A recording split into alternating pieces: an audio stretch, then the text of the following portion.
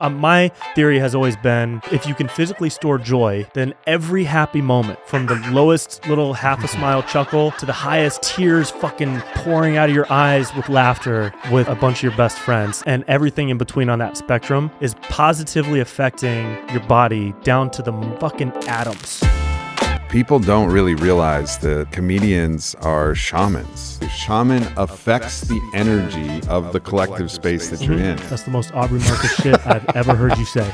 People underestimate and undervalue that ecstatic experience. Just imagine all of like the really uptight people. Like if Trump could actually be at a festival and ecstatic dance for real, you know? Like it would just like loosen a lot of shit up and he'd just be like a cooler guy. I would love to see Trump do Molly. Say this on stage. I think he would show up at the border of Mexico with no pants on and just be like, let him all in. We need people to be poking fun at the mainstream narrative and different cultural trends as much as possible these days, because shit's getting so nuts. There's always a place where you can apply a certain perspective and still find your way to the cosmic giggle of it all. Are aliens interdimensional? What do you think of this? Yeah, I've had some alien experiences. I know you have. I was kind of interdimensionally abducted. Yeah. Have you already told that story? I'm going to light up a cigar and right. we're going to tell this story the proper way because I've never told this story on the podcast. Okay, cool.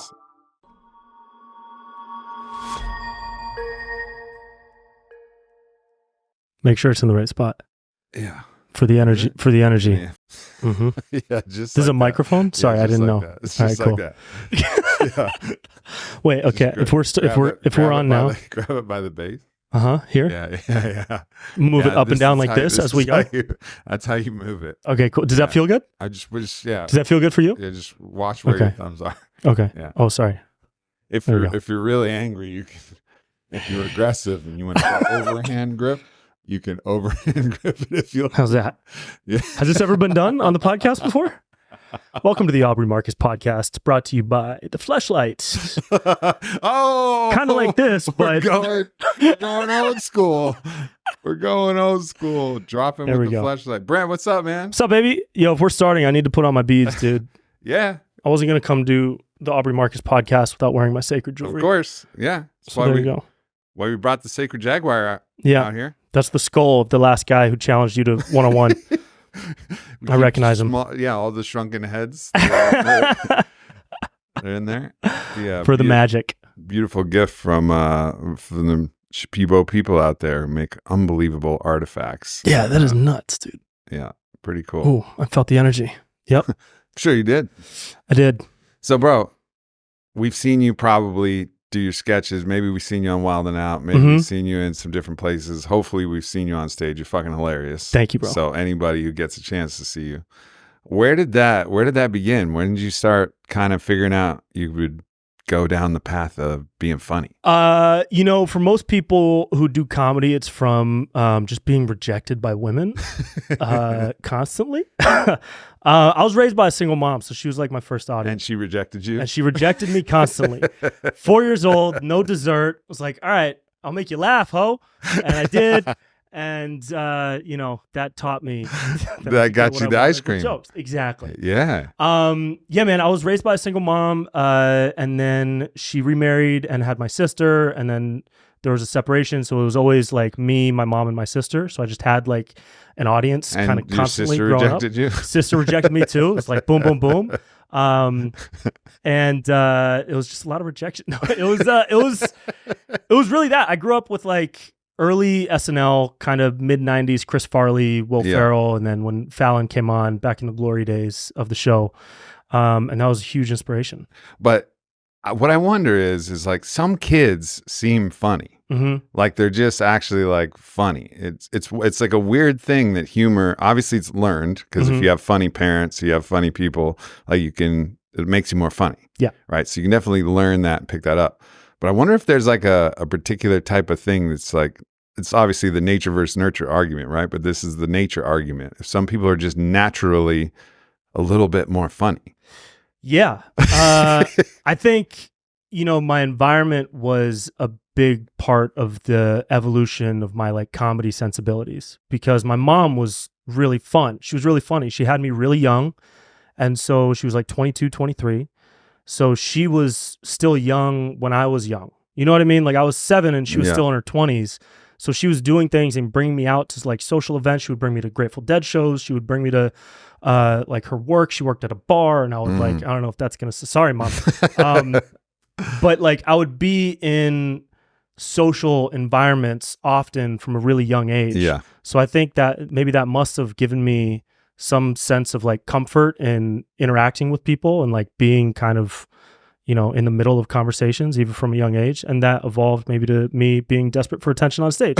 Or as my therapist would say, I have father issues. So, but yeah, it was nature versus nurture. So yeah, some people I think are naturally born with like a leaning toward wanting to perform. Yeah. And well, and maybe it's also like laughter is one option of a way to respond to things that are difficult. Yeah. Right. Like when things are fucked up or things are hard, you know, it's why I think a lot of comics have had some difficult shit they've moved through. And then this is part of the alchemy of it, is you either can, you know, cry deep on the inside about it or on the outside about it or laugh about it. Yeah. And there's like a path, and sometimes you need both, but the ability to laugh at it is a skill. Like there's so many times, and actually Vailana is really good at this, where we'll be in something in some like super funky energy or something, and she'll just find the moment to say something funny. Yeah. You know? Yeah. And be like,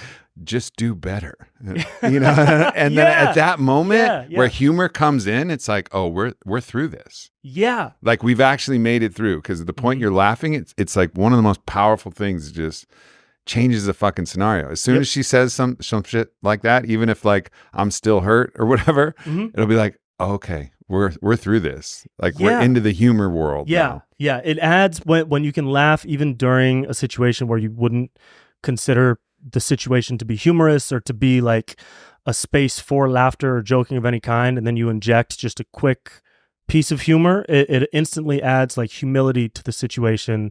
I'll give you an example. I sat in a ayahuasca ceremony. Do you know what ayahuasca is? You do? Okay. I don't know. I didn't know if I could explain, but so my first ceremony was last year. It was with Tony Moss, who I think you've met before. You guys know each other. And I remember the first night, 8 hours in, he was like landing the ship. Everybody was coming back in, and it was really soft, and the music was just fading out. And somebody was playing a final note on the guitar, and everybody was like kind of like wiping away their tears or their vomit or whatever they had. And the guy playing the guitar like totally messed up a chord. Like it was bad. It was bad. It was almost like of course. If you mess especially up a chord with your supersonic ayahuasca sensing. Dude, it's like, oh, did you just let in a demon? What's happening? You have to replay that chord. But he messed it up, and Tony Moss like made a joke about it right away. And I did not think that was going to be the space for humor. You know what I mean? It was because it was so serious. It was intentional. It was like a really intimate setting, as you know. But he immediately made a joke about like the guy who misfired the chord, and then he like pretended to sing, and he was like, and he like crutched his own voice to make fun of the moment, and everybody in the room lit up. Yeah. And it was so cool. And the whole weekend in that ceremony space was fun because Tony injected humor into his like opening speech important. And everything. It's super important, man. I remember one of the absolute funniest moment in the Maloka when I was doing ayahuasca. I was drinking with Maestro Hamilton, who I've had on the podcast before, and then we were with his teacher, who I'm actually going to see, Maestro Alberto, and then Maestro Hamilton had also taught an apprentice and another shaman, Maestro Christian. So we had triple shamans, triple shaman action here. 3 stages of the lineage, and it was fucking awesome ceremony. And Alberto was kind of running the whole show. He's the head shaman, of course. He's the head of the lineage. But he gave, for some reason, because he pours the ayahuasca, he gave a whole big whopper to the youngest shaman, Maestro Christian, right? Like just a fucking whopper. Pours him a whopper. Shamans do what shamans do, right? So, they're all drinking and they talk, and then they're going into their icaros and their songs and whatever. And then Christian has to go into the bathroom. And the bathroom was one of those ones connected to the Maloka, like it wasn't like separate, it was like a door around like the back. So you could hear everything, and he's just shitting like nothing you've ever heard before. It was like machine gun turrets mixed with like explosions, mixed with like a steady stream. Like, yeah, exactly. It was fucking. It was everywhere. It was a war zone. It was fucking Normandy, right? And so it's kind of quiet when he's doing this, and then Hamilton leans over to Maestro Alberto and goes, I think he said something like Maestro Culo, like the ass master.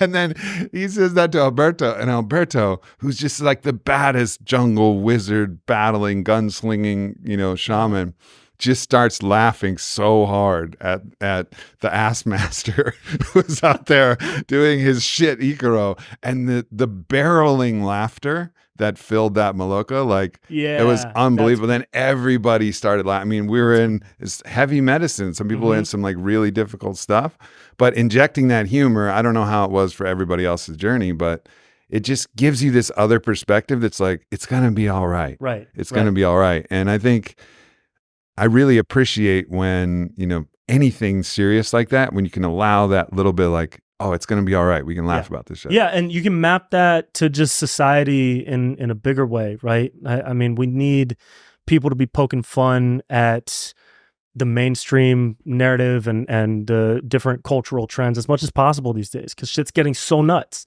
Yeah. And some people are really, I think, they have like kind of a block toward being able to laugh or poke fun at certain topics and certain things, especially since 2020. But just the way laughter can be injected into those like intimate ceremonial spaces where you would think laughter might be taboo, or joking about what's happening might be taboo. You can joke about what's happening in culture and society today and poke fun at things, because nothing is really taboo anymore, and nothing should be taboo, especially right now. So that's kind of like a big driving force behind a lot of my like the topical stuff that you see me do with JP and some of these other kind of subject matter that I work with. I think like people don't really realize that comedians are shamans, like full out. Like, I am a shaman. Thank you. I know, you know for how real. I've been waiting for They're somebody like to tell me I'm a shaman. I mean, what does a shaman do? Shaman affects the energy of the collective space that you're in. Comedians are like the best shamans in that regard. Now, there's other territories that's going to be, when it's not funny, it's not funny. They'll fucking die on stage, right? Like there's the other side of that, but that ability to alter the energy of an environment, or if things are so taboo and heavy, like as soon as the comedians start to make the jokes about it, it lets you know it's going to be okay. And sometimes they'll even be like too soon, they're pushing it. And what they're doing is they're pushing to alchemize the gravity of that energy into something that actually like, all right, we can move on from this. Yeah. And you can poke fun at something to peel off a layer and reveal like the truth of it. Like I give you an example.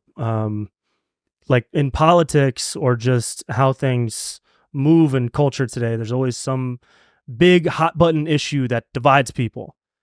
But seems to always be an angle you could take toward like, choose your trending topic right now. There's an angle you could take to let both of those sides know you don't have to be tribalistic about this thing. You don't have to hate each other because you disagree about this thing. You can just see that there's a middle ground that exists that can be revealed with comedy, and it's okay to disagree.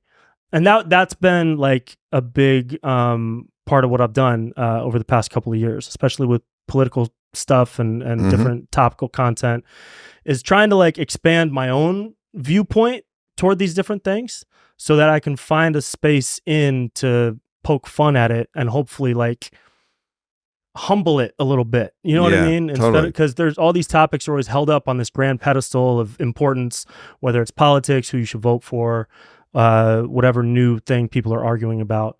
And I think we've lost like some, like this level of awareness has been lost because everybody just is hyper focused on disagreeing on certain things rather than having the awareness that it's okay to disagree about shit as long as you're not being a dick, you know? So that's where I try to land. Yeah. And penetrating these areas of sensitivity that like ultimately, if you have a part of your body and your fascia's bound up and you go get some body work, they're going to push on the spot. And if they push and it hurts, then they keep pushing until it releases, right? Like this is the process. And it's almost like the fascia of society can be just bound up and just too tight. And so anytime it's all bound up, if you push on it, it's like, it's like the pain response comes out of that. But actually the comedians are there like fucking body workers, like pushing on the sensitive spots until there can be a little humor there. And when there's a little humor there,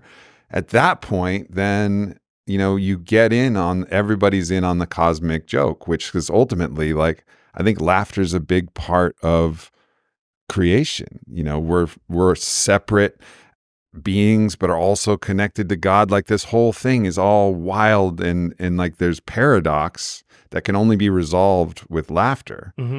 And I think so when you can push on those sensitive areas, you're like moving things back, in my opinion, into this divine accord, which is the divine laughter of God, which is holding the paradox of being completely of matter and completely of the spirit.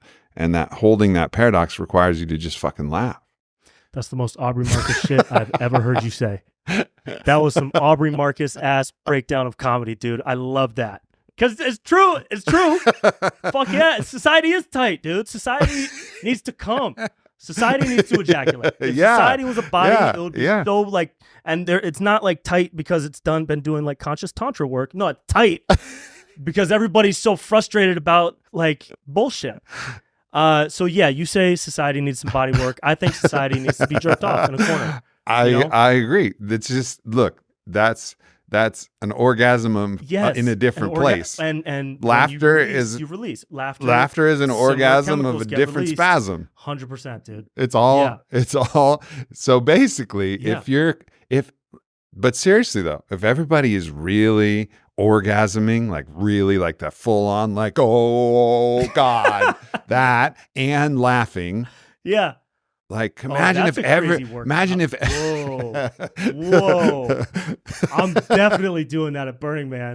Yeah. Come laugh. That's come laugh. Come laugh. CUM laugh. Yeah. Yo, bro. Your tent, a smiley face. Your tent would be lit. Dude, my tent's gonna be nuts, dude. My tent's gonna be nuts. And you know what? People, if you people do it, come, and they're gonna laugh. And it's gonna be great. It's gonna be great. It's gonna be the Brent Pella tent. Okay, that's fucking great. Burning Man 2024, Year of the Dragon. You know, that could actually happen. Come laugh. Oh my God, Year of the Dragon. Come laugh.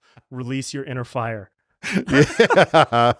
Yeah. Awaken your inner fire. That's good thinking. Are you going to go back to Burning Man in the next couple of years? I want to go this year. Yeah. I think this year's the year. Went last year for my first time. Did you get stuck in the mud? Nightmare. The only regret I have in life is going to Burning Man. Dude. Bro, I tried to warn you. You did. I tried to warn you. I saw the video. I put it on Instagram post. I was like, is this a sign? Never usually talks to me through Aubrey. So is this a sign? I was like, nah, I gotta go. Stuck in the mud, had sciatica, herniated disc. Nightmare, dude. But can't wait to go back. Very excited to go back. Yeah. I will be. Let's go this year. I'm in. All right. 100%. Fucking A. Yeah. Yeah. It's a fun scene, the festival scene. Hopefully you got at least like one day. We have one amazing night, day and night. Good. Yeah. Because you got like a taste of what it is. But it's always such a wild ass journey. It is it is such a fucking journey. Yeah. Yeah. I didn't go to like the transformational festival style event until I was 24. So like right after college.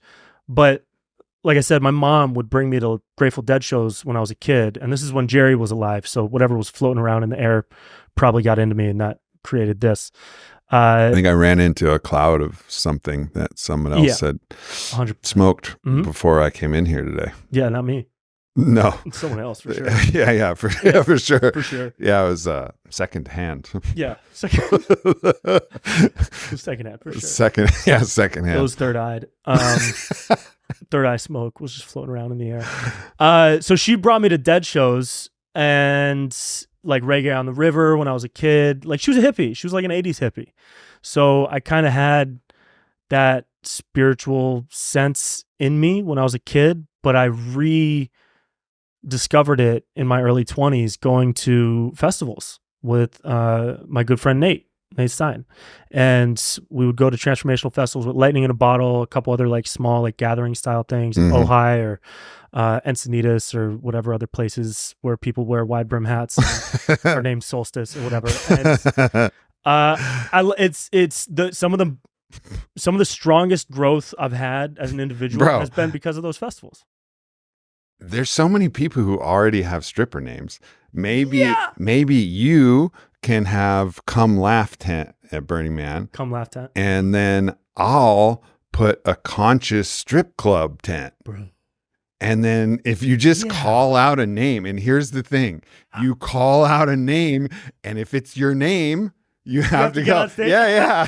So if you call out like, and coming to the stage, Onyx. Onyx. And someone's like, oh, damn it. They got me. And then the kicker is they're already like ass naked. So there's nothing to strip. So they just go up and they strip all the negativity from their soul and become a better person. That's it. That's dude. it. A conscious strip club where you strip away the negativity. Yeah. And you're reborn. Man. So we're gonna Burning Man's gonna be not fucking any money, but we're gonna give people a good well, there is no money in no money in Burning Man. We're gonna make a lot of heart hugs. The only currency that matters, bro. Exactly, dude. Yeah.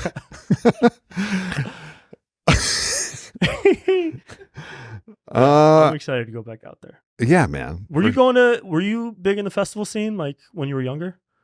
Or did you start going? I remember the first time I went to a rave, and it was in like the rodeo that we have here in Texas. And I was with Roger and Juan and Caitlin, and we go in, and it's this, I've been to the Texas rodeo. It's like a fucking rodeo thing, you know? So like, all right, we'll go out to this thing. But I was like, just when I was getting into like Molly was starting to come around. Mm-hmm. So we took some Molly on the way into this thing, and it starts to hit as we're going up, walking up. And I get in there, and just the Molly hits, and there's this huge, I've never even heard speakers like that. Fucking blew my mind. It was like, boom, boom, boom, and lights are everywhere, and I'm fucking high as a kite. And it was like, and everybody's like dancing around, and they're all colorful and sexy, and like, I'm like, what in the actual fuck is this? And like from that moment, you know, even though that was more on the just pure party spectacle side of it, but it's also still like you get in the crowd and you're just pulsing and dancing, and there's something that happens again, like a ceremony. Like people get so serious about what a ceremony is. Like if you're on whatever or nothing and you're in the middle of a crowd in like a good Skrillex show or whatever it is, and you're really feeling it, like that's the type of work that people try to do. You know, it's like does more good, I think, and so much of like the hard work or the, you know, getting into the feelings and crying all about. I think there's always a place for that. But like people underestimate and undervalue that ecstatic experience, that the healing that comes from that ecstatic, you know, it's just like all of your cells are just like lit up and fucking singing in your whole body. Even if you have like a little hangover the next day, like there's something that's when you really know it's about the aftertaste. Like, if the aftertaste and like you're in the hangover, but it's like, it was worth it. Mm-hmm. Then you know that there was something that was more than what you experienced. Because the Burning Man hangover is gnarly, but you always go like, that was fucking worth it. It's like you have a hangover, but you also have something extra. You have like extra warmth. Exactly. That lingers in there. Yeah. I really believe in the healing potential of that. I mean, just imagine all of like the really uptight people, you know, like even Trump. Mm-hmm. Like if Trump could actually be at a festival and ecstatic dance for real, you know, like it would just like loosen a lot of shit up, and he'd just be like just like a cooler guy. I would love to see Trump do Molly. Yeah, for sure. I say this on stage. I think he would show up at the border of Mexico with no pants on and just be like, let them all in. Let them in. I love Mexicans. Let them in. Dude, I think all politicians need psychedelics. I think politicians need psychedelics. I think it would be amazing if it was a requirement for them to do. It would never happen, but how fun would that be if we had a president whose consciousness was expanded because he had experienced this is like medicine like that. This is in a proper functioning, I think, culture. Like take the movie Avatar, for example. There's the chief who would represent like the executive branch, and then there's the medicine woman, shaman, the wife. I don't forget what they called him in Avatar, but whatever. But this is the model, right? It's like the father, which is the military arm, and the executive branch, and the judiciary, and then there's the mother, which represents the medicine and like the will of the people. So I think they're, really, if our culture and society was functioning in the right way, we would have something representing the church, mother, medicine, magic, that was being, in balance with the other side, which is law, the executive, whatever we have to do from that side. So it actually would be, that would be how it would make sense. It would be like some kind of like, instead of all the capital R religions that we have now, it was all about genuine connection to God. And just, this is a hypothetical world, but everybody believed in AWA, like in Avatar. It's like AWA, the force of life. Like we're all in on this. We're all kind of on board. And there were sacraments that AWA would do. Then there would be a whole initiatic process for the leaders that would come, right? And that would be part of the qualification. Go through the initiatic processes of this side to make sure that you're fit to lead the country. Just like you would be fit to lead a tribe. You can't be the chief of a tribe if you haven't gone through the initiations of the tribe. Right. And the tribe. So like weaving this kind of a broader sense of a new, kind of universal culture of medicine and magic, really, like whatever you want to call it, that religion of the finding all the threads, even if you worship in all the different ways you get there, but we have enough common threads and we have sacraments that are actually real. And then we have this coherence in that. Then yeah, like obviously I don't think you were talking about this seriously, but that would be the thing. The playbook looked like, yeah. Yes. And in this society that we live in, where that's like literally impossible, what is possible is for people to have those experience on an individual level and start to seed their own community with some of these thoughts and ideas, which I've seen in a really cool way when, somebody has the initiative to discover what plant medicines are, or like go to an ecstatic dance for the first time and really feel what it's like to move and shake around, or just stretch in the corner, which is what I always do, or like whatever whatever somebody does to really push themselves to get outside of their comfort zone, to create some type of new connection with themselves spiritually, with the greater consciousness of us spiritually, that can reflect onto people in their community. And just on a small scale, we can start to change culture that way. That's the way I see it being possible practically. Yeah. Because it would be great to have somebody leading the charge in the whole spiritual playbook that you just laid out. That'd be amazing. But in this, like, in what we've created as a society, it's really hard for people to even give themselves the ability to evolve beyond the structure that we've created. Get the degree, get the job. There's so many people that have no interest in an ecstatic dance or Burning Man or learning about different medicines and what. Yeah, the thing is, if they just had a taste of it, right? Exactly, they would get it. They would get it. The one really fucking incredible and interesting thing is, I'm going to be sitting in a sweat lodge with Bobby Kennedy in March 16th. There's an event that we have. And that's my birthday. No shit. Yeah. Yeah. All right. So we're going to be sitting in lodge with Bobby Kennedy. And, Borangi's going to be pouring the lodge. It's going to be this like fucking epic situation. But and then, there'll be people there in the lodge, but we'll actually go through an initiation, which with who I believe will be the president of this country, and we'll hear his prayers and see what comes. So there's like something that will be known and experienced by everybody in the lodge. And I feel like I know him well enough where I see all of that anyways. But for other people, I was just thinking like, what an unbelievable fucking opportunity to be able to sit in a sweat lodge with your president. Yeah.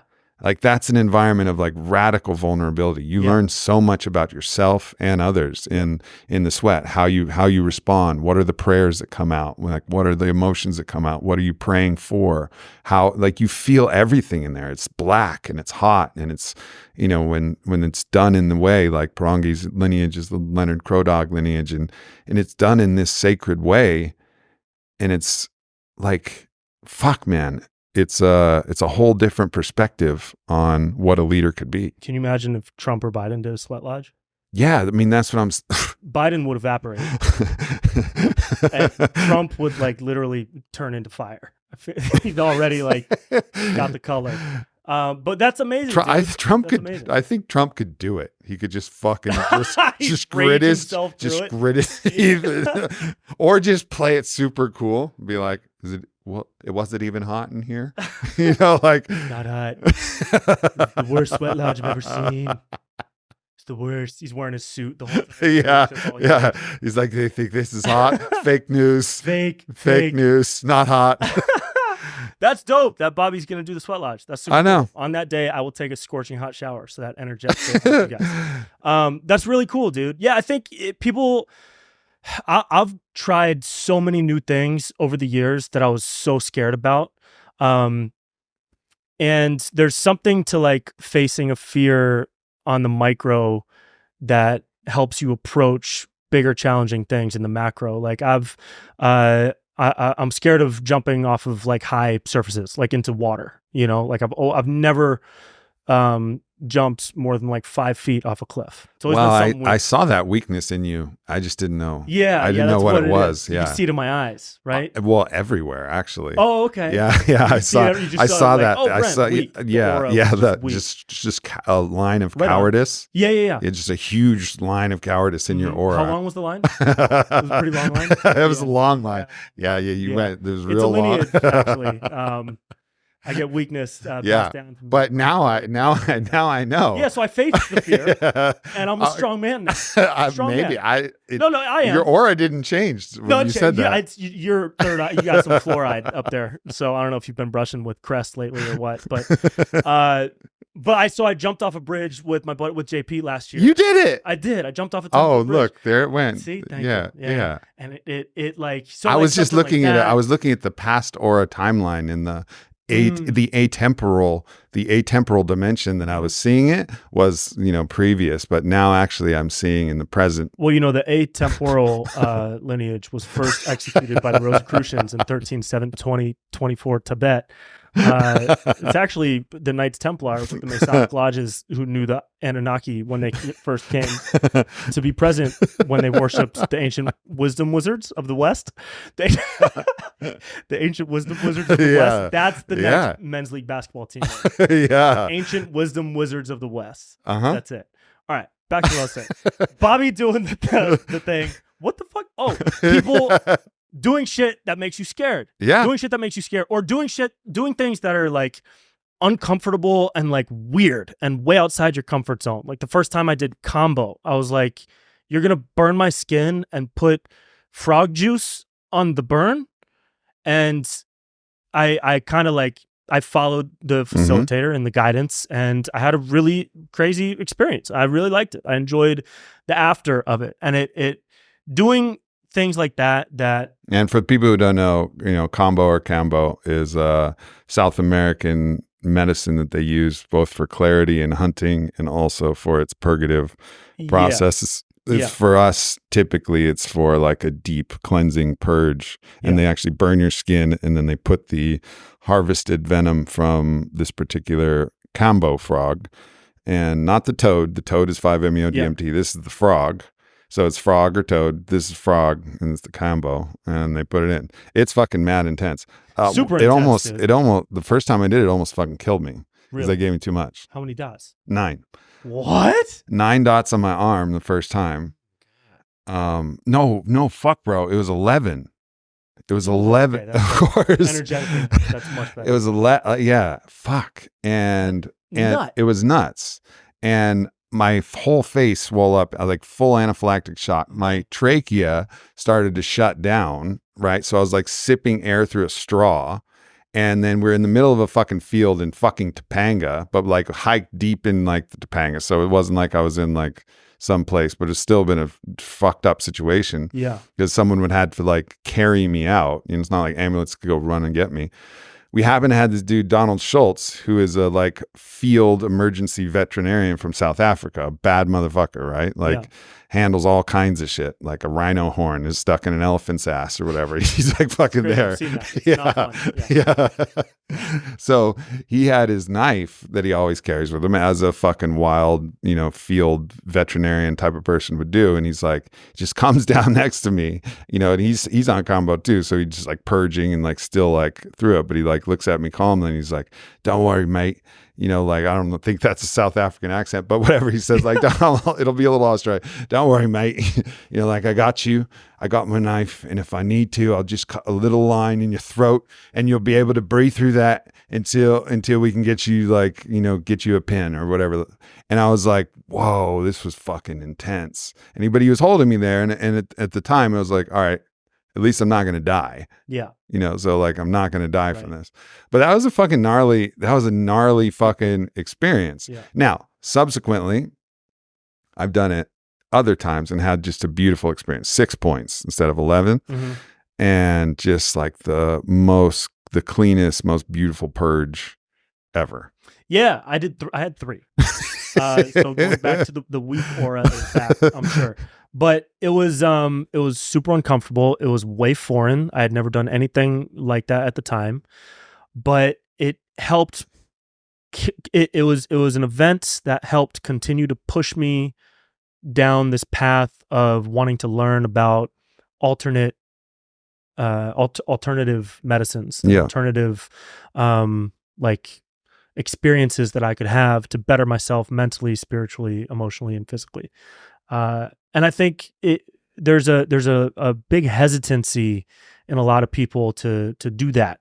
But the benefits that come from facing little discomforts like that, they're unpredictable benefits, because it's just having that experience that continued to push me down this path of wanting to learn more, opened the door for me to learn about other medicines and experience other medicines that I now work with a little bit more frequently, or have some semblance of understanding of. And I just think if people face their discomfort a little more, fuck yeah. I mean, that's what all these initiations, all the tribal initiations have been. It's like an ordeal, face an ordeal, so there's that semi-famous one where to be a full member of the tribe, you have to stick your hand in like this basically woven basket, kitchen mitt looking thing with all bullet ants that were sewn in. So bullet ants is like one of the most painful bites. I haven't been bit by one, but it's on the bite pain radar. Like there's a whole scale actually of bite pain. But anyways, it's high up there and it bites you all over your fucking hand. And you just have to hold your hand in there as ants are just, and the thing is like, you can't pull it out. Like the tribe wants to see that you can stick your hand in there, hold it in there. And then that means that you're trustable. And did everybody, you make Aaron Rodgers do that when you guys first met? Oh yeah, of course. It's I have a woven. That's the doorbell to my house. You have to reach through the oven mitt of bullet ants to even ring the doorbell. Yeah, before they become your house guests. You can't be a little bitch and come in the house. Like that's why I made you walk around back, bro. Because I saw that. I wasn't going to do that. Yeah, no way. So I was like, don't worry, bro. You're my friend. You don't have to ring the doorbell like most of the people I have over. You can go around the back. Yeah, don't do it to Aaron. He's suffered enough. You need him back in the field. Yeah. But yeah, a fucking ordeal. So the point of that, there's no health benefits to bullet ant bites. The point of that is that it's an ordeal, and so many of these things have what we're talking about is not doing that. That's just ordeal. And ordeal has value. Yeah. Doing hard shit, difficult shit has value. But why not do something in combination, like a really hard workout? All right, that's an ordeal. That's something that's really hard. And it has the value of you just worked out really hard and your whole metabolic, physical, anatomic strength is going to go up. Great. Ayahuasca or iboga, really hard, and so there's part of it that's an ordeal, but then there's so much illumination in medicine and so much cleansing that comes on the other side. And it doesn't mean this is for everybody. Don't everybody say like, I'm hard, let me go do all this medicine. No, take it very take your time. I always want to say that, like, this is not a recommendation to do it, but finding some ordeal. Yeah. And even then on a doing that smaller hard scale, shit. Yeah. Do a cold plunge for 2 minutes. Yeah, exactly. Do a cold shower in the morning. It's all the things that, Andrew Huberman says pretty much. It's like, do something challenging to open up a new space in your life. Like when I started doing cold plunges often and I got through like that first pain, I just felt like space opened up. Like I had extra spaciousness because I had overcome this thing that was hard at first. And now I know that, I can do shit like that. And that's just on a small scale. Like I feel like you're like a ayahuasca. Hands and toes out of the cold plunge guy. Oh my God, I am. Yeah. I do not put my toes in the cold plunge. Yeah. I could sense it in your aura. I keep my fingertips, my toes, and the tip of my penis outside of the cold plunge. People walk by like, yo, are you just like up on the edge the word is even shrunken in a cold plunge.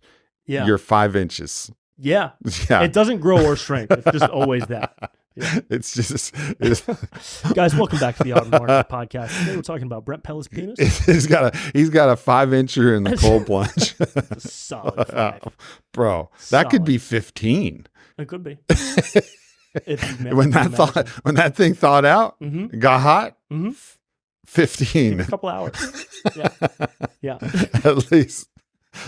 You could just watch it. It's the funny thing with, like, I spent some good time with Wim Hof, and after you go and do some ridiculous cold thing, you warm up and he just starts doing this like and doing this like kind of qigong, little Wim Hof wild animal qigong, and you warm up.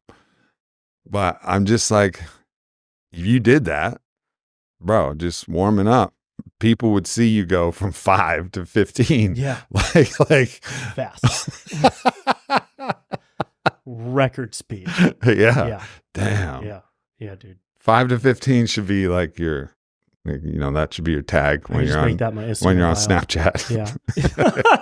Brent Pella, 5 to 15. 5 to 15. You're like, what does that mean? Well, subscribe to his OnlyFans. And, you'll find out.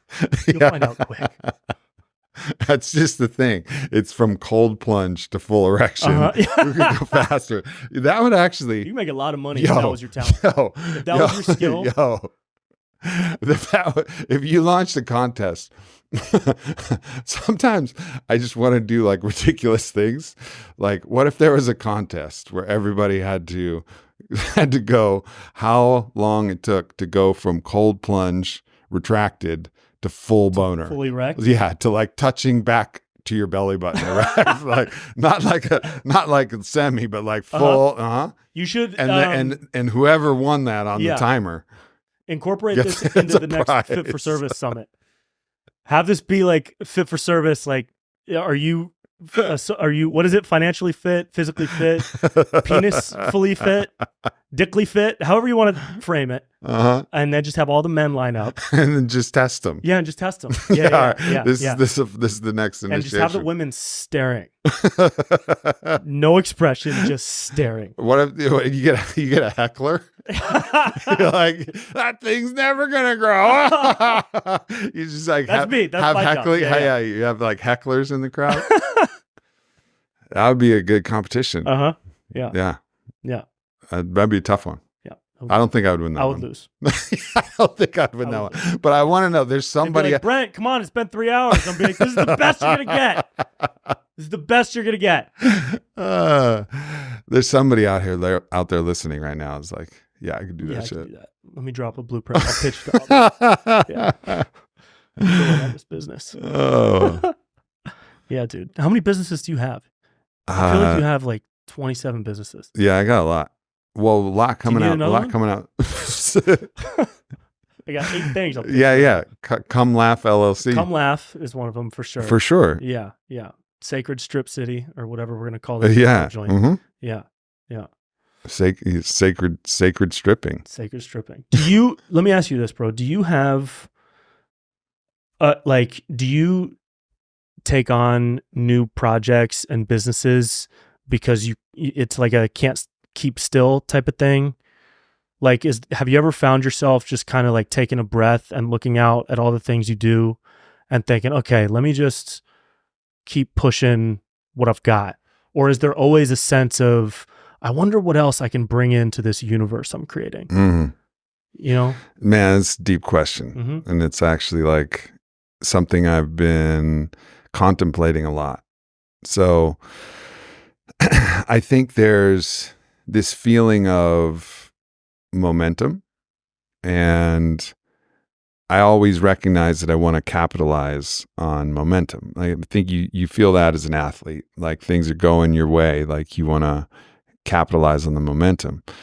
And I think I've had this sense of having like momentum, and I always want to capitalize on that momentum. So I've been in this idea, because really what should have happened after I sold On It is I should have really like relaxed for a minute. Yeah. Like not put all my money into all these different things and all these different projects and just chilled for a little bit. But instead I was like, now I have all of this like firepower and all this momentum from the resource I'd accumulated. So then it put even more pressure on me. So it like didn't have the result of what it should have had. And like with wisdom, now I'm starting to realize like this idea of constantly creating more and more things. I'm so blessed that I have the ability to conceive and create things that I see.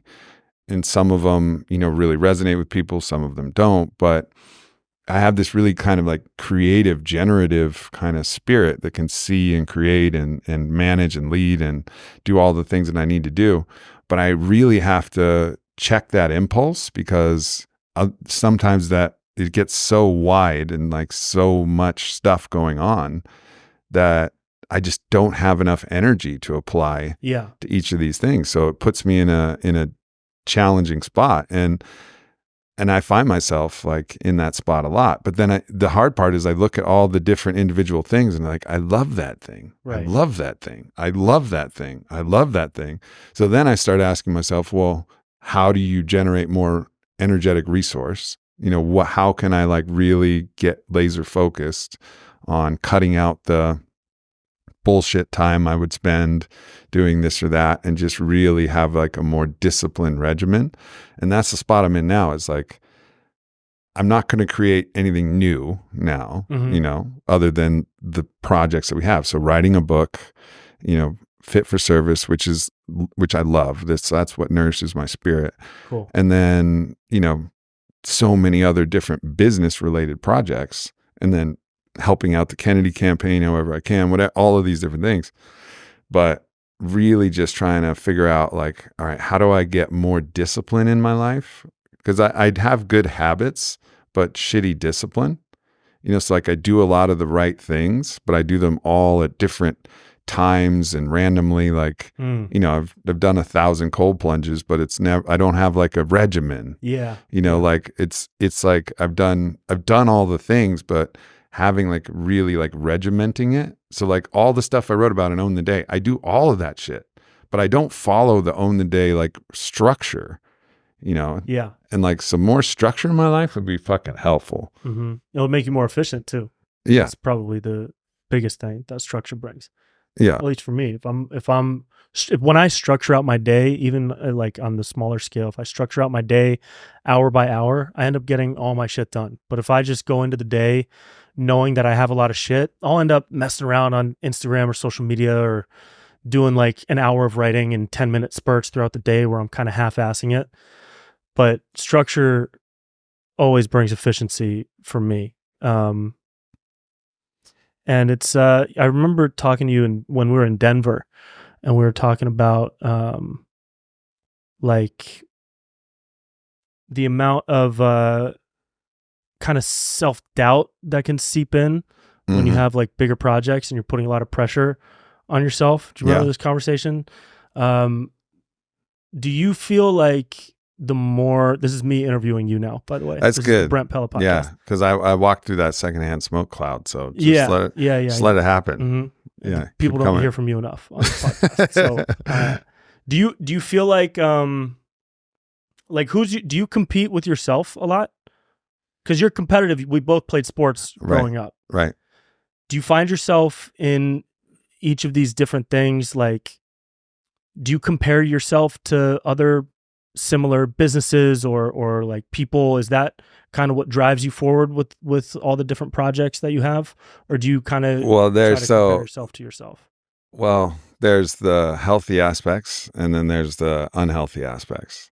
So the unhealthy aspects are comparing myself to somebody else, right? So comparison, there's a difference between comparison and competition.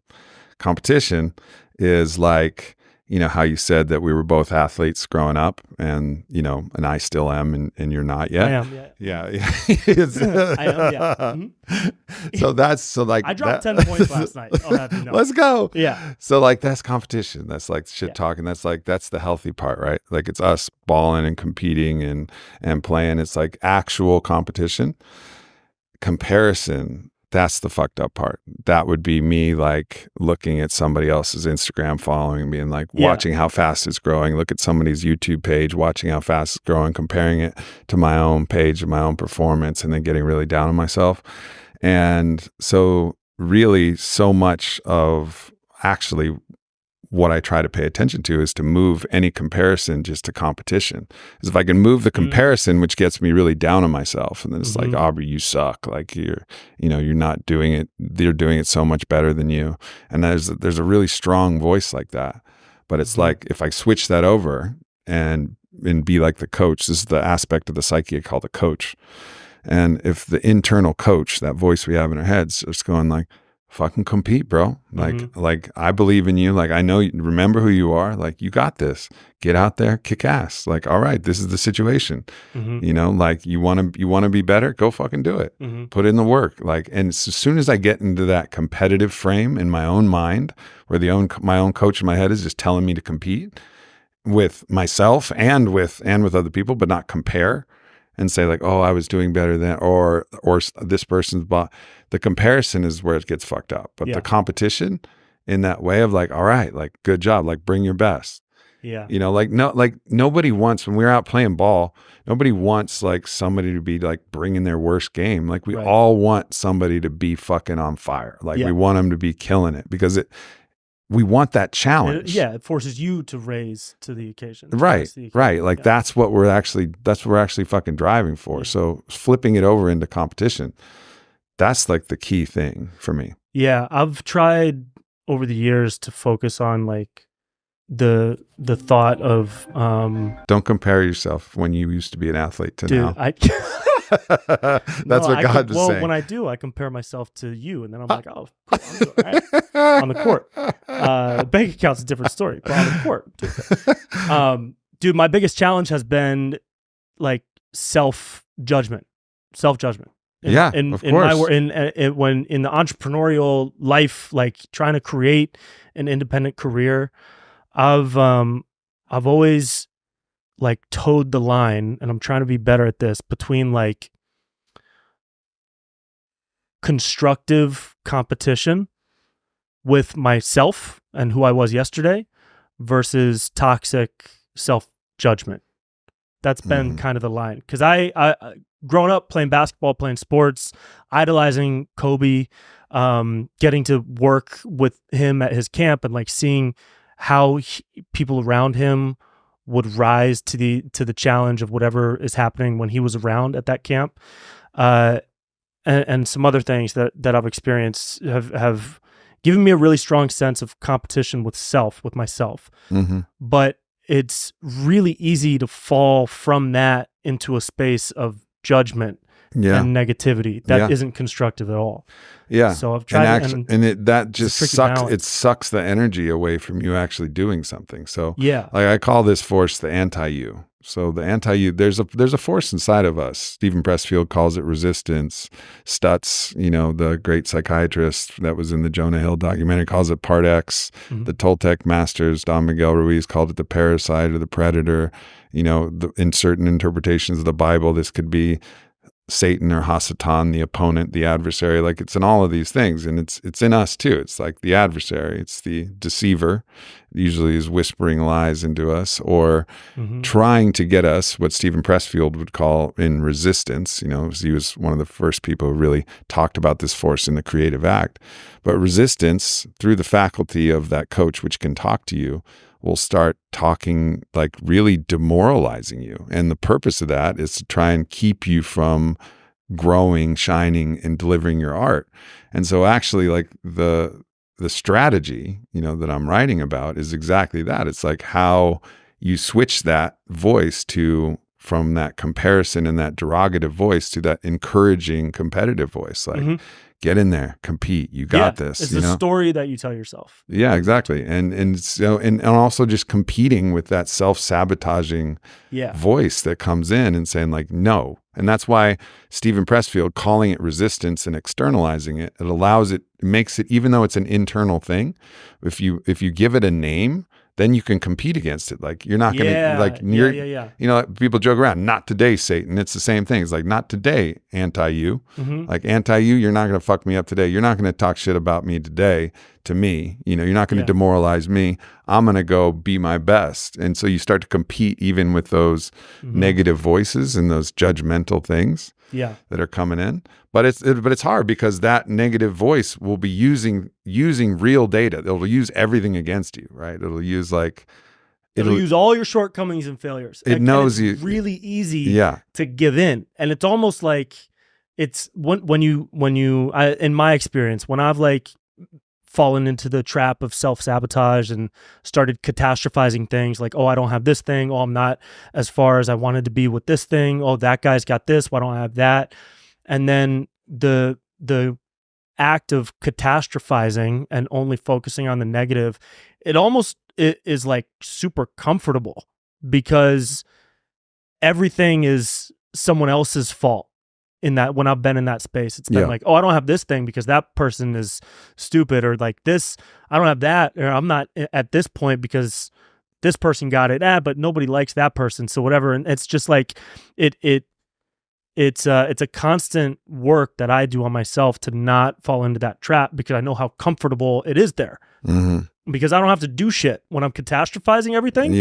You don't have to do. You're free of all responsibility. You're free. You don't have to do anything. It's not my fault. Yeah, it's not your fault. That's the appeal. You can do. That's the appeal of victim mentality. The appeal of victim mentality is you become exculpable, which means that you have no guilt that you can take upon yourself. If you're a victim, it's not my fault. It's not my fault. So there's another aspect. So there's the AntiU aspect, and then there's the self, what I call, and this is from Richard Schwartz, Dr. Schwartz, who is founder of Internal Family Systems. He just calls it the self. The Greeks called it the daemon, but it's this idea. I call it just your potential. Like, the simplest way to look at it, this is your potential.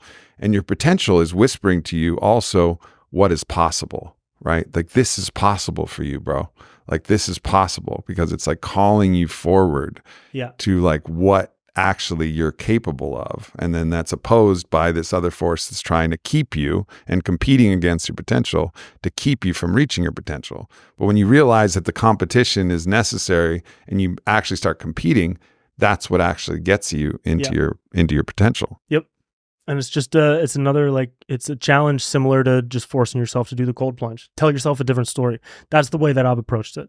Yeah. Because I get caught in that trap, or I did a lot more years ago, but I'm still working on like trying to be better. We're all still working on it, man. I was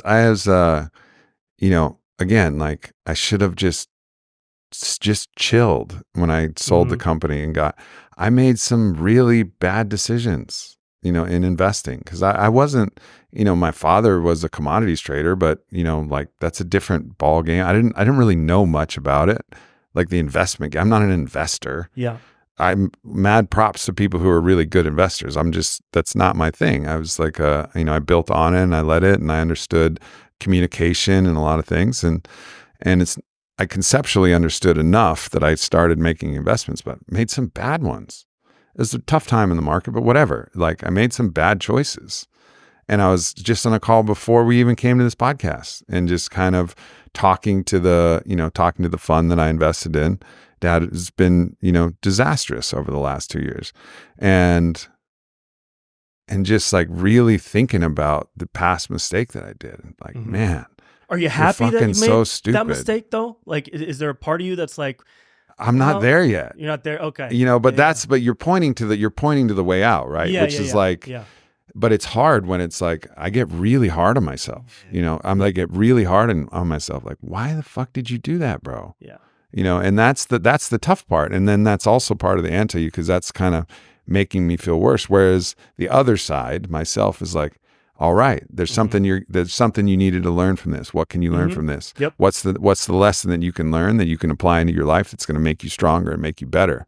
And like, you're here where you are right now, and count every single one of your blessings, because you're so fucking blessed, Aubrey Marcus. Like, you're doing your goddamn best, and you're going to continue to do your best, and like start applying that language. Yeah. Then I start to rise. Whereas if I allow the other language to keep coming in, which I still battle with that, but I that simple awareness is what is needed to just start shifting that into another frame. And you're probably going to battle with that for the rest of your life, because everybody does. Yeah. Nobody gets to however old you are and then the rest of their life is perfect with no fuck ups.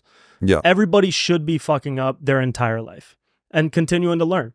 And some people just think that, like, I feel like people are too comfortable these days, and people take risks less and less, and either get stuck on a fuck up the way that you're describing, even though you're moving out of it. But everybody's trying to figure shit out. Nobody ever has it figured out. It's always an ongoing journey of evolution. We're here to fucking evolve. We're here to evolve. And also, this is why I kind of love doing comedy in the spiritual space, because people understand this more than like most. No one's got it figured out. Everybody's going to be dead that within 100 years. Within 1,000 years, none of y'all and none of us are going to be remembered. So worry about the fuck ups less. Yep. And enjoy the ecstatic moments more, and seek ecstatic moments more. Yeah. But people get so tight in their present moment of struggle or conflict or argument or tribalism or whatever the fucking dis-ease is that they're experiencing in a moment, that I think people lose sight of that like bigger picture, and that's part of the reason why I love doing what I do. Yeah, man. So you get to kind of take aim at all that. Yeah. And, and then there are some things that, it's like you can't quite get to the humor part of it yet. Some aspects where you feel like, man, this is just a fight at this point. And we'll laugh about the fight later. For sure. You know what I mean? Sometimes it's a fight. Sometimes it's like, this is for serious. But know that there's another side. There's another. Have it in your brain that while this is extremely tough, whatever the fight is that you're experiencing, there is another side. And just knowing that can lift a little bit of weight. Yeah. It has for me. Yeah. Yeah. Because if anytime you adopt that fully cosmic perspective, you'll see the paradox of, as soon as you understand you're an unborn, undying, eternal soul in the process of evolution, right? Like, you understand that, then anything that happens in this short life, it's like, as our own First Nations people said, like a firefly buzzing and then going out. Like, that's our lives in comparison to the grand scope of all the lifetimes that we're in, right? So there's always a place where you can apply a certain perspective and still find your way to the cosmic giggle of it all. Yeah. And so just remember that there is some brutal fucking things, but there's, some highest perspective that still can be like, wow, the paradox. But it's fucking hard because, like, painful shit, terrible shit happens. And it's like, It's like, so that's the balance, because it's so real and it's so bad and it's so terrible. And you got to feel that too, and cry those real tears, like, and really feel it, because that honors what actually is. You're not bypassing it. Yeah. Like, and this is a way you can spiritually bypass, just to laugh at everything. Like people laughing at either COVID deaths or, you know, vaccine deaths or whatever, people laughing at either side of it. It's like, no, there's no laughter here on this dimension. Like, it's all sad. And also we need to laugh from the other dimensions too, so that we can even cope with this, even deal with it. But also we got to feel it too. So it's like, you got to feel what's real, and then also be able to, you know, move through that and eventually get to the place where you can laugh about it. Yeah. It's a very interdimensional perspective that you just shared. Yeah. Dude, are aliens interdimensional? What do you think of this? I know that's like not the question, but the real question is, where the fuck they at, dude? And when are we gonna see them? I know you know. Yeah, I've had some alien experiences. I know you have. I was kind of interdimensionally abducted. Yeah? Yeah. Have you already told that story? I told it on Jake Paul's podcast. I don't think I've told that on our podcast, have I? No, I don't think I told it. I'll tell this story. Send it. I'm gonna light up a cigar, and right. we're gonna tell this story the proper way, because I've never told this story. Oh, fuck yeah. On the Okay, podcast cool. About my abduction. By aliens, not by...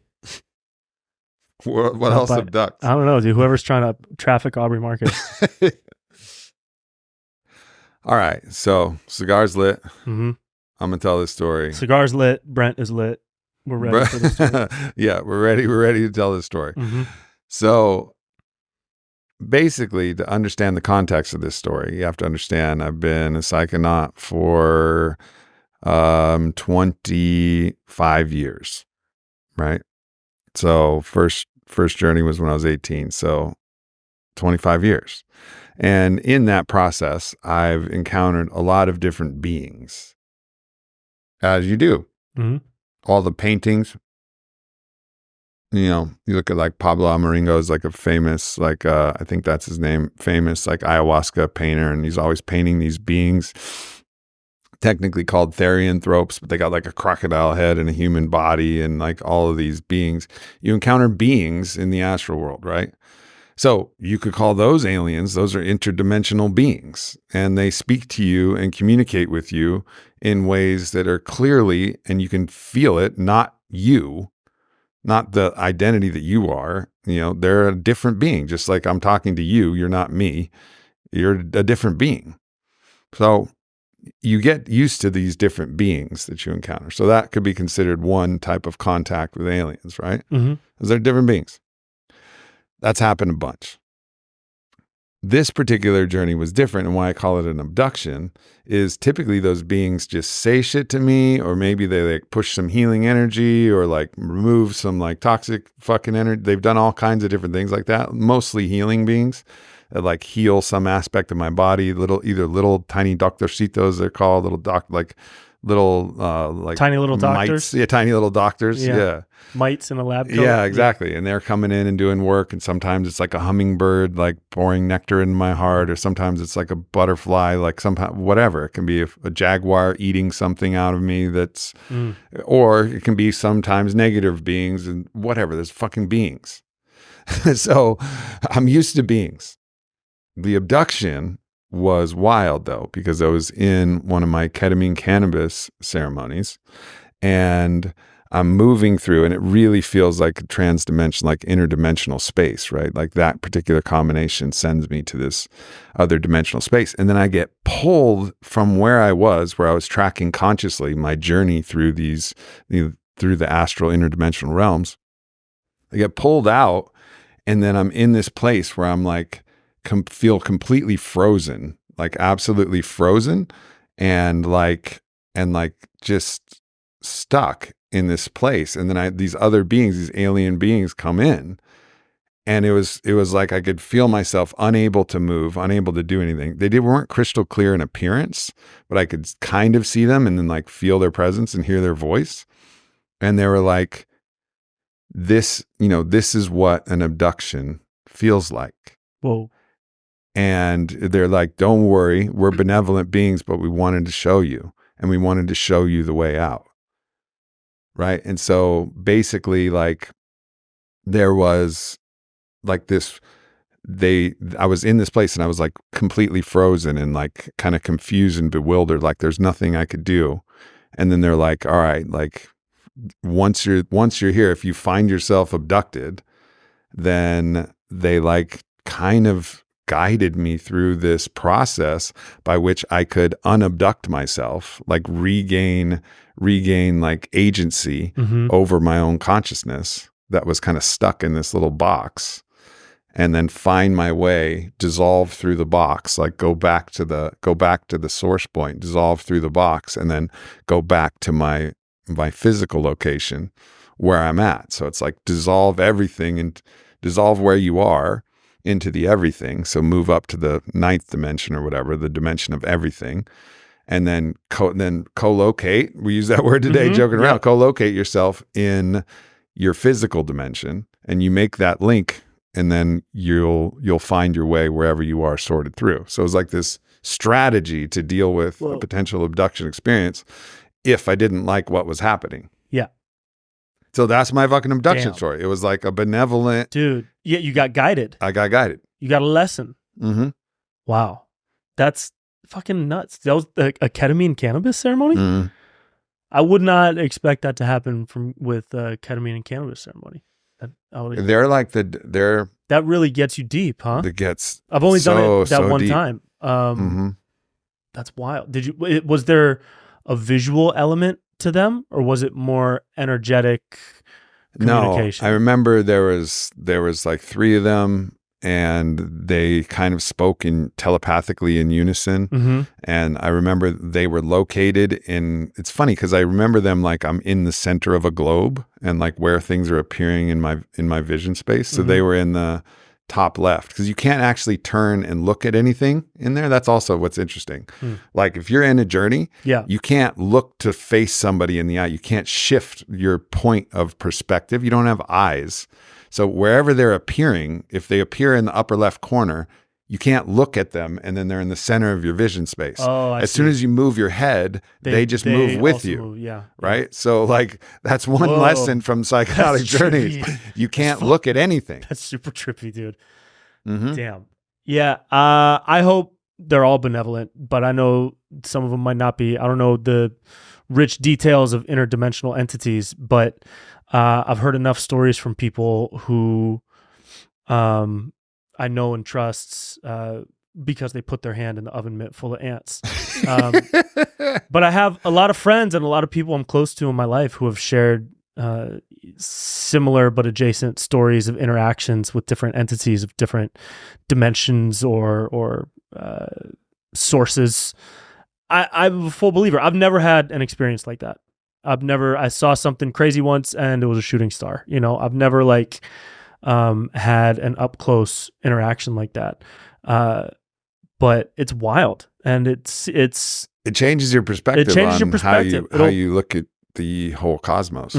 Yeah, it'll put you in your place real quick. So back to your first question. Yeah. What about like those type of aliens? I fully believe 100%. 100%. Oh, yeah. Like, because I've experienced them. You know, I've experienced them multiple occasions. Yeah. So, but then are there the physical ones that like actually crash and make a divot in the sand and could get autopsied? And yeah, I've read this this post on Reddit, which is the most trustworthy news source that I have in my life right now.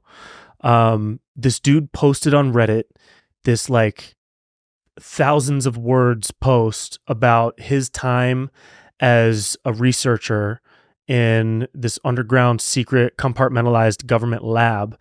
And it was so well written and on point.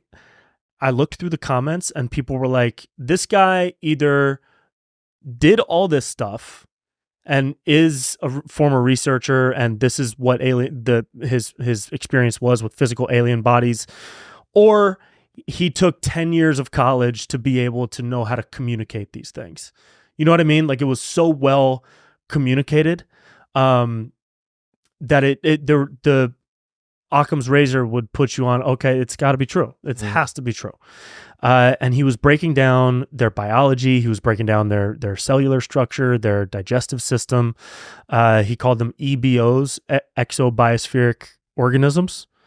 And his conclusion was that they were genetically engineered to be kind of like worker bees. And they're doesn't know where they're genetically engineered, maybe on Earth, maybe off of Earth. But the goal, he said, that him and a couple other people in his research team had come to the conclusion that the most likely goal is that these EBOs, exobiospheric organisms, were tasked with being on Earth for some unknown purpose, but the overarching goal of their work is to seek apotheosis, which is like the culmination of all evolution, I think. Look up that definition, apotheosis. And that's like the merger with God. Yeah, that was like the best way that he could describe it. And people in the comments started like sharing a couple things like merger with God. What does that mean? All consciousness adds up to one final like source. It's not only the end of humanity, but the end of all things as we know it, because in apotheosis, everything becomes one. So it's almost like we're back to that point of singularity from the beginning of time. Right. So I think there's a drawback to the one for sure. So there's the draw to singularity, and then there's the draw to the actual increased multiplicity of complexity of different things that can evolve. And I think for the maximum complexity, there needs to be distortion of the light. So if you imagine the light as like the pure light, the one light that comes through, right? Then it gets its first kind of polar, it can also be seen as like a sine wave. So it starts to wobble, the light wobbles, and then like sound like om, and it wobbles. There's a sine wave there in this. And then the highs and lows, there's polarity. And then there's, so that's one way to look at it. Or you can look at it light and darkness. There's the light of creation, and then there's the darkness of the void, right? So you start to see the world in polarity. So there's the light, and then there's the void, and then there's a prism.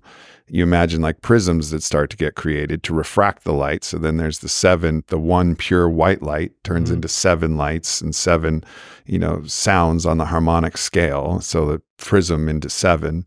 And then from there, like all more prisms are like refracting. And that's what ultimately getting down to the prism that we are in our own density as like another prism to refract the light. And so I think there's forces that are looking to increase that process of complexity. What are all of the possible options, which is every way that God can experience itself, like life can experience itself. The one light, the source, can experience how intricately complex it is and evolve how intricately complex it is by all of the different refractions that are happening and all the different lives and creations.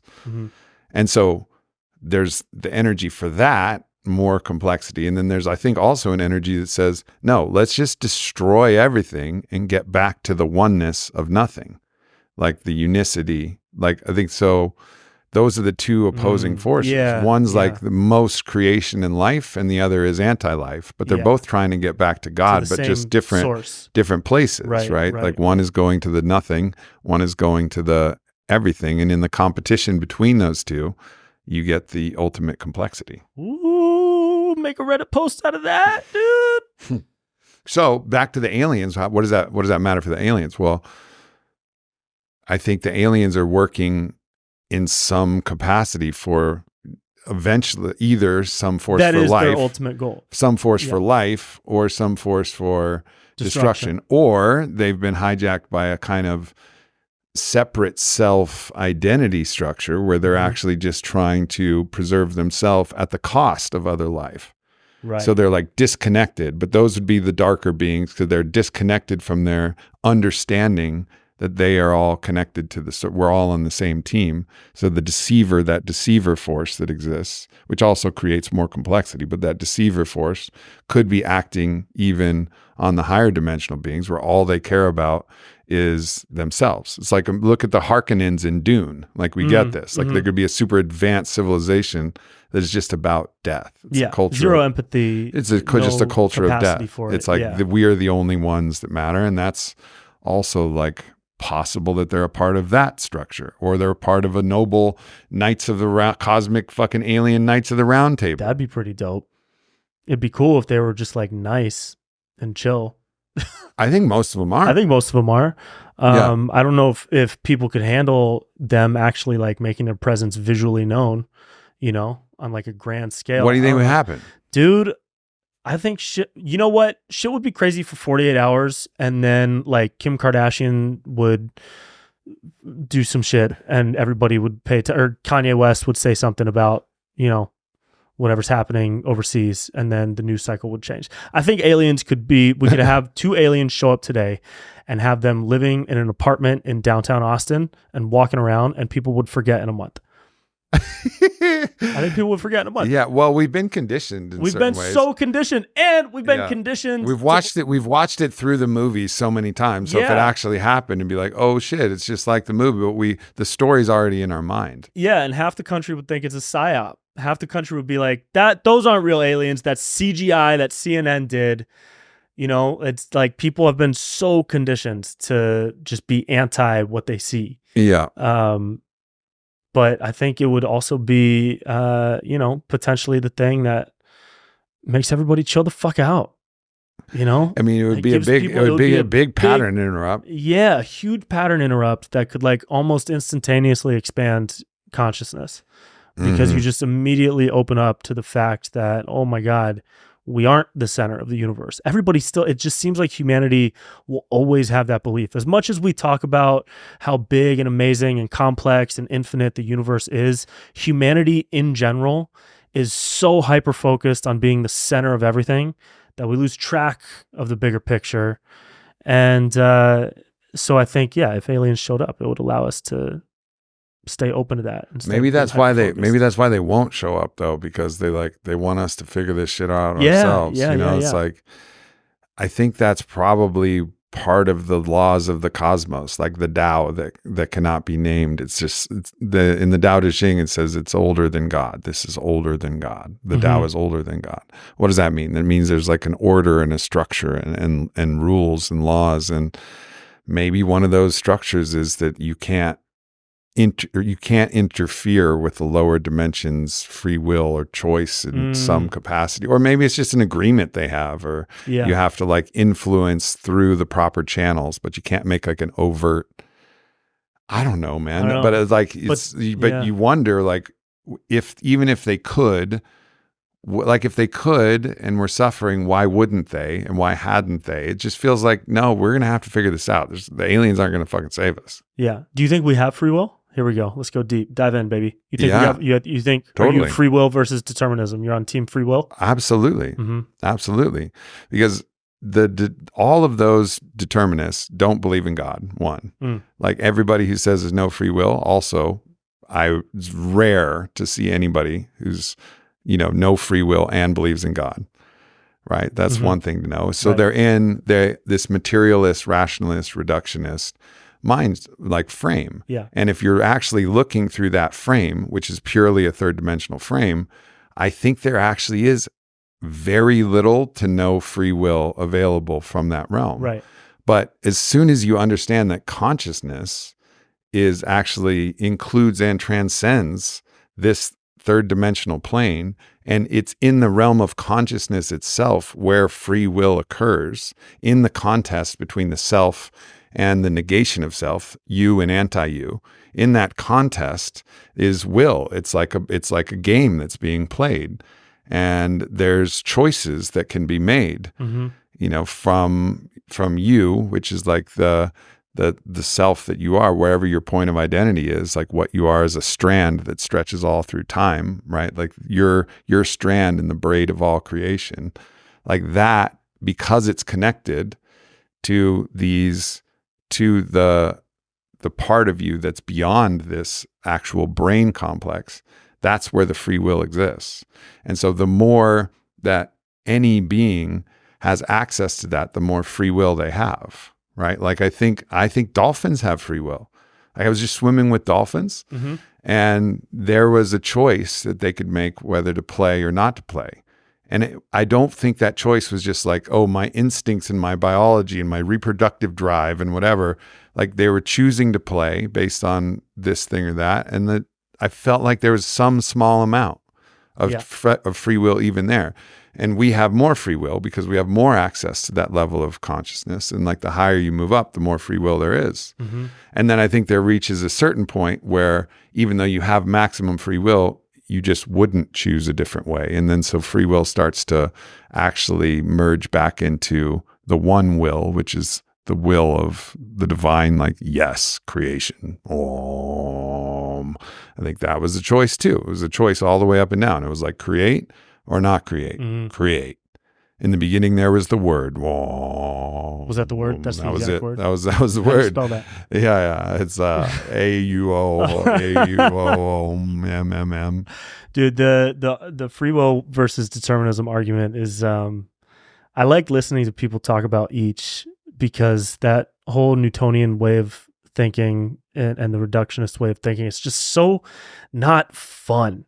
Like everything you said is totally true. And then when I was listening to a podcast about it, I just couldn't stop thinking like, you know, when I was a kid, I'll give you an example. When I was a kid, I used to think like, I wonder if God knows everything that's going to happen. Does God know everything that's going to happen? Does God know what shoe I'm going to put on first tomorrow? Because if God already knows, then that means I'm not really choosing that. I was like 7, 8 years old. This was my thought. And I didn't like that. And so I used to put my hand in my pocket so that God couldn't see it. And I'd be like, okay, in my head, I'd be like, okay, God, I'm going to hold out a finger and you're going to have to guess it. And you're not going to know what finger I'm going to hold out. And I would think of like 1, 2, 3, 7, 14, 3, 2, 1, 4, 5. And then I'd hold out a finger and I'd be like, ain't no fucking way God guessed that. And I'd be trying to trick God because I wanted a sense of control over my behavior, I guess, if I was breaking that down a little more. You want to be able to write your own story. Yeah, you want to be able to write your own story, tell your own story. So that was like 7, 8-year-old Brent. Do I still do that? Yeah, from time to time. But at the time, it was like I really wanted that like control. That what was the word? What did you just say before? Agency. I wanted agency over my decisions. And plus, if everything is laid out and already planned and fate is fate, then it's not interesting. It's not interesting. Like that's the thing. Like as soon as you believe in God, you understand that of course there's free will. How do you believe in God and believe that God is omnipotent? He, she, whatever. God is omnipotent. Almost every different tradition has an omnipotent God, all powerful. Oh, okay. God's all powerful. Does God want to watch and exist in an already played out movie that they know the answer to? Right. No, of course not. We don't want that. We want to play the game. We want to have our choices matter, our competition matter. We want to compete. We don't want to know the ending when we're starting to watch it. We want it to be live action. You think that God can be all powerful and wouldn't want live action? Of course God wants live action. God wants to be entertained. Live action, bro. Of course. And as we are, like, you know, homo imago deus, like we're in God's image. Like we want live action. God wants live action. If God's all powerful, of course he's going to make it so there's live action. But the missing link is for all of these determinism people is they just don't believe in God. Right. And I understand because of the way that God's been described in a lot of religions, but trust me, bro, but go God and do some fucking buffo or something and you'll feel God and be like, oh yeah. So as above, so below. We want to write our own story. And that's the most interesting thing, live action. I also wonder if a lot of people that would argue for determinism who don't believe in God have maybe a skewed image of what God is. You know, because God goes by many definitions, but maybe the one everybody agrees on is the creator of the universe, source consciousness, or something that sums it up. So it's not just a dude with a beard in the clouds that waved his finger one day and made everything happen. Yet I remember when I was like 10 years ago when I first started getting a little bit deeper into my own like personal spiritual journey, and I started reading different texts about spirituality and old religions and perspective towards God and different beliefs of how God would present himself, herself, whatever in your life energetically, visually. And I found the as above, so below language and as without, so within. And then I saw an image of like lightning. And then right below the image of lightning was like a human hand with veins. And I was like, whoa, dude, our veins look like lightning, dude. This is crazy, dude. That's God, dude. This was like 10 years ago. And it was like a really cool, I remember the energy of that realization, it's such a surface level thing that like every sorority girl probably has a picture of lightning and a hand next to it. And like, I totally get that. But that doesn't take away from the fact that it was like a really cool revelation. It was really cool. And it added a layer to my consciousness and my awareness toward everything being as one. And so I just wonder if people who argue determinism, if they would be changed by an experience like that. Not by showing them a picture of a hand and lightning, but yeah, because it's a transcendental experience. Yeah. It is revelation. This is the revelation of God. This is the revelation of the divine. And like once you actually have the revelation, you can philosophize, think about it all you want, but a revelation is you experience it. Yeah. And that's like, if you experience it, you fucking experience it. And then once you experience it, then see how you feel about your arguments at that point, how does that change? Right. And because everything else, and I think there is an energy that wants to kind of commodify and control everything we're fucking doing, like this, you could call it, what my teacher Gaffney calls it, techno-feudalism, which is like this technocracy that's trying to control all of our actions, which is basically what they showed they could do with mice. They could have rewards and punishments. I think it's Skinner and Pentland, they created the Skinner's box. They could control all of the different actions of a rodent by these different stimuli, which is where all of this determinism, we don't have free will. They're trying to operate on this idea that everything's an algorithm. They can control the algorithm and they can mine our attention, shape us to do what they want. And they can to a certain extent, because the more unconscious we are, the more they're going to be able to control us. Just like I said, like the more conscious an animal is in evolution, like dolphins have more free will than a mouse who has a very little. So they can very, very much be controlled in that. But if you can break out of that and actually expand your consciousness, then you'll know the part of you that can never be controlled. Yep. And that's the fucking journey. But there's forces trying to control, lock down fucking everything. The society was structured like with those forces in mind, almost, it seems like. Yeah. And those forces they always try to stamp out. Yeah. What do they try to stamp out? All of the psychedelics. They've made those illegal, thrown people in prison for them, which is one bridge to it. What was this, campaign to slaughter all the witches about? Yeah. Right? Like really, probably they had practices where they were able to reach these transcendent revelation moments and feel the real God, so they would not be controlled. Because once you know you're part of this wild God, you're not going to allow yourself to be controlled. You're going to fucking throw off the shackles. So what does Empire do that they want to put on all the shackles? They want to lock all that shit down, commodify everything, tell you there's no free will, tell you there's no God, tell you there's no value, break it all down so there's nothing there and you don't know yourself as who you actually are. And then you just fucking realize who you actually are and you're like, fuck this. I will not accept these shackles. I will not accept these chains. I know myself as one with the divine, and this is bullshit. And then here you are in reality right now. This is the contest between those forces that are trying to control us, Empire, I call them, and these forces that are recognizing our inherent divinity and saying, live, live, live, fucking live your life. Mm-hmm. Scream and cry and fuck and orgasm and laugh and like, we're going to live and keep this life game going rather than lock everything down into this deadness of the universe. Sitra Akra, as the Kabbalists would say. Dude, people who live in a bus are so stoked at what you just said. People who live on a bus listening to this podcast, like, yes, man, that's why we don't have rent, man. That's why we live in Joshua Tree, man. But it's real, dude. I mean, it's like and that's why it's so fucking cool to see where the psychedelic movement is heading, and the rate it's moving at is so cool. And I'm still early into my psychonaut journey. It's been like 8 years since I first started experimenting and having experiences with different medicines.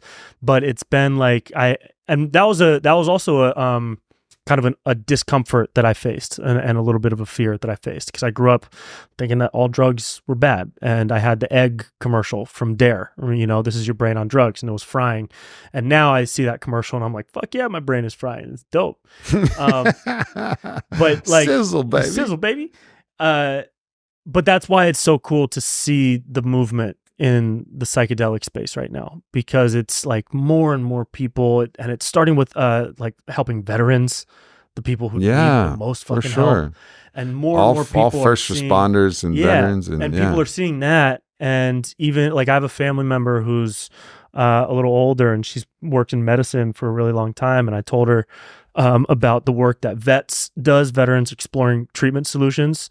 They send veterans overseas for psychedelic therapy, and she like didn't get it. She was really like, kind of put off by the thought of it.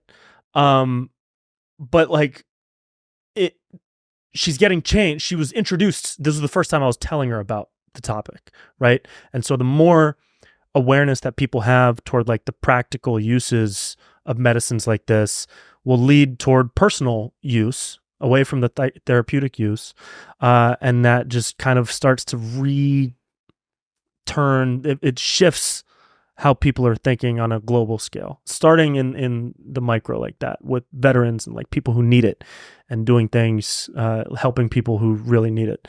I'm high. That was a rant, but no, I mean, it's that type of work done in that capacity is something that everybody can support. Every single person, and that's why it's unilaterally moving through, and will move through. And the ripples of this is people are really underestimating. When people are pessimistic, it's like MDMA is on the verge of legalization, and when people have access to that level of healing at scale, and can see, because that's one place to know yourself in connection to the whole, is when you really open your heart. That's what this does more than anything. That's where the healing comes. And in that place, that's where we find, that's our Atman, that's our God center. It's our heart. It's our heart. Mm-hmm. So as you open that heart and then allow the perspective of the heart, which is connected to God, that's the cord that pulses through us. That's our connection point to source. It's our heart.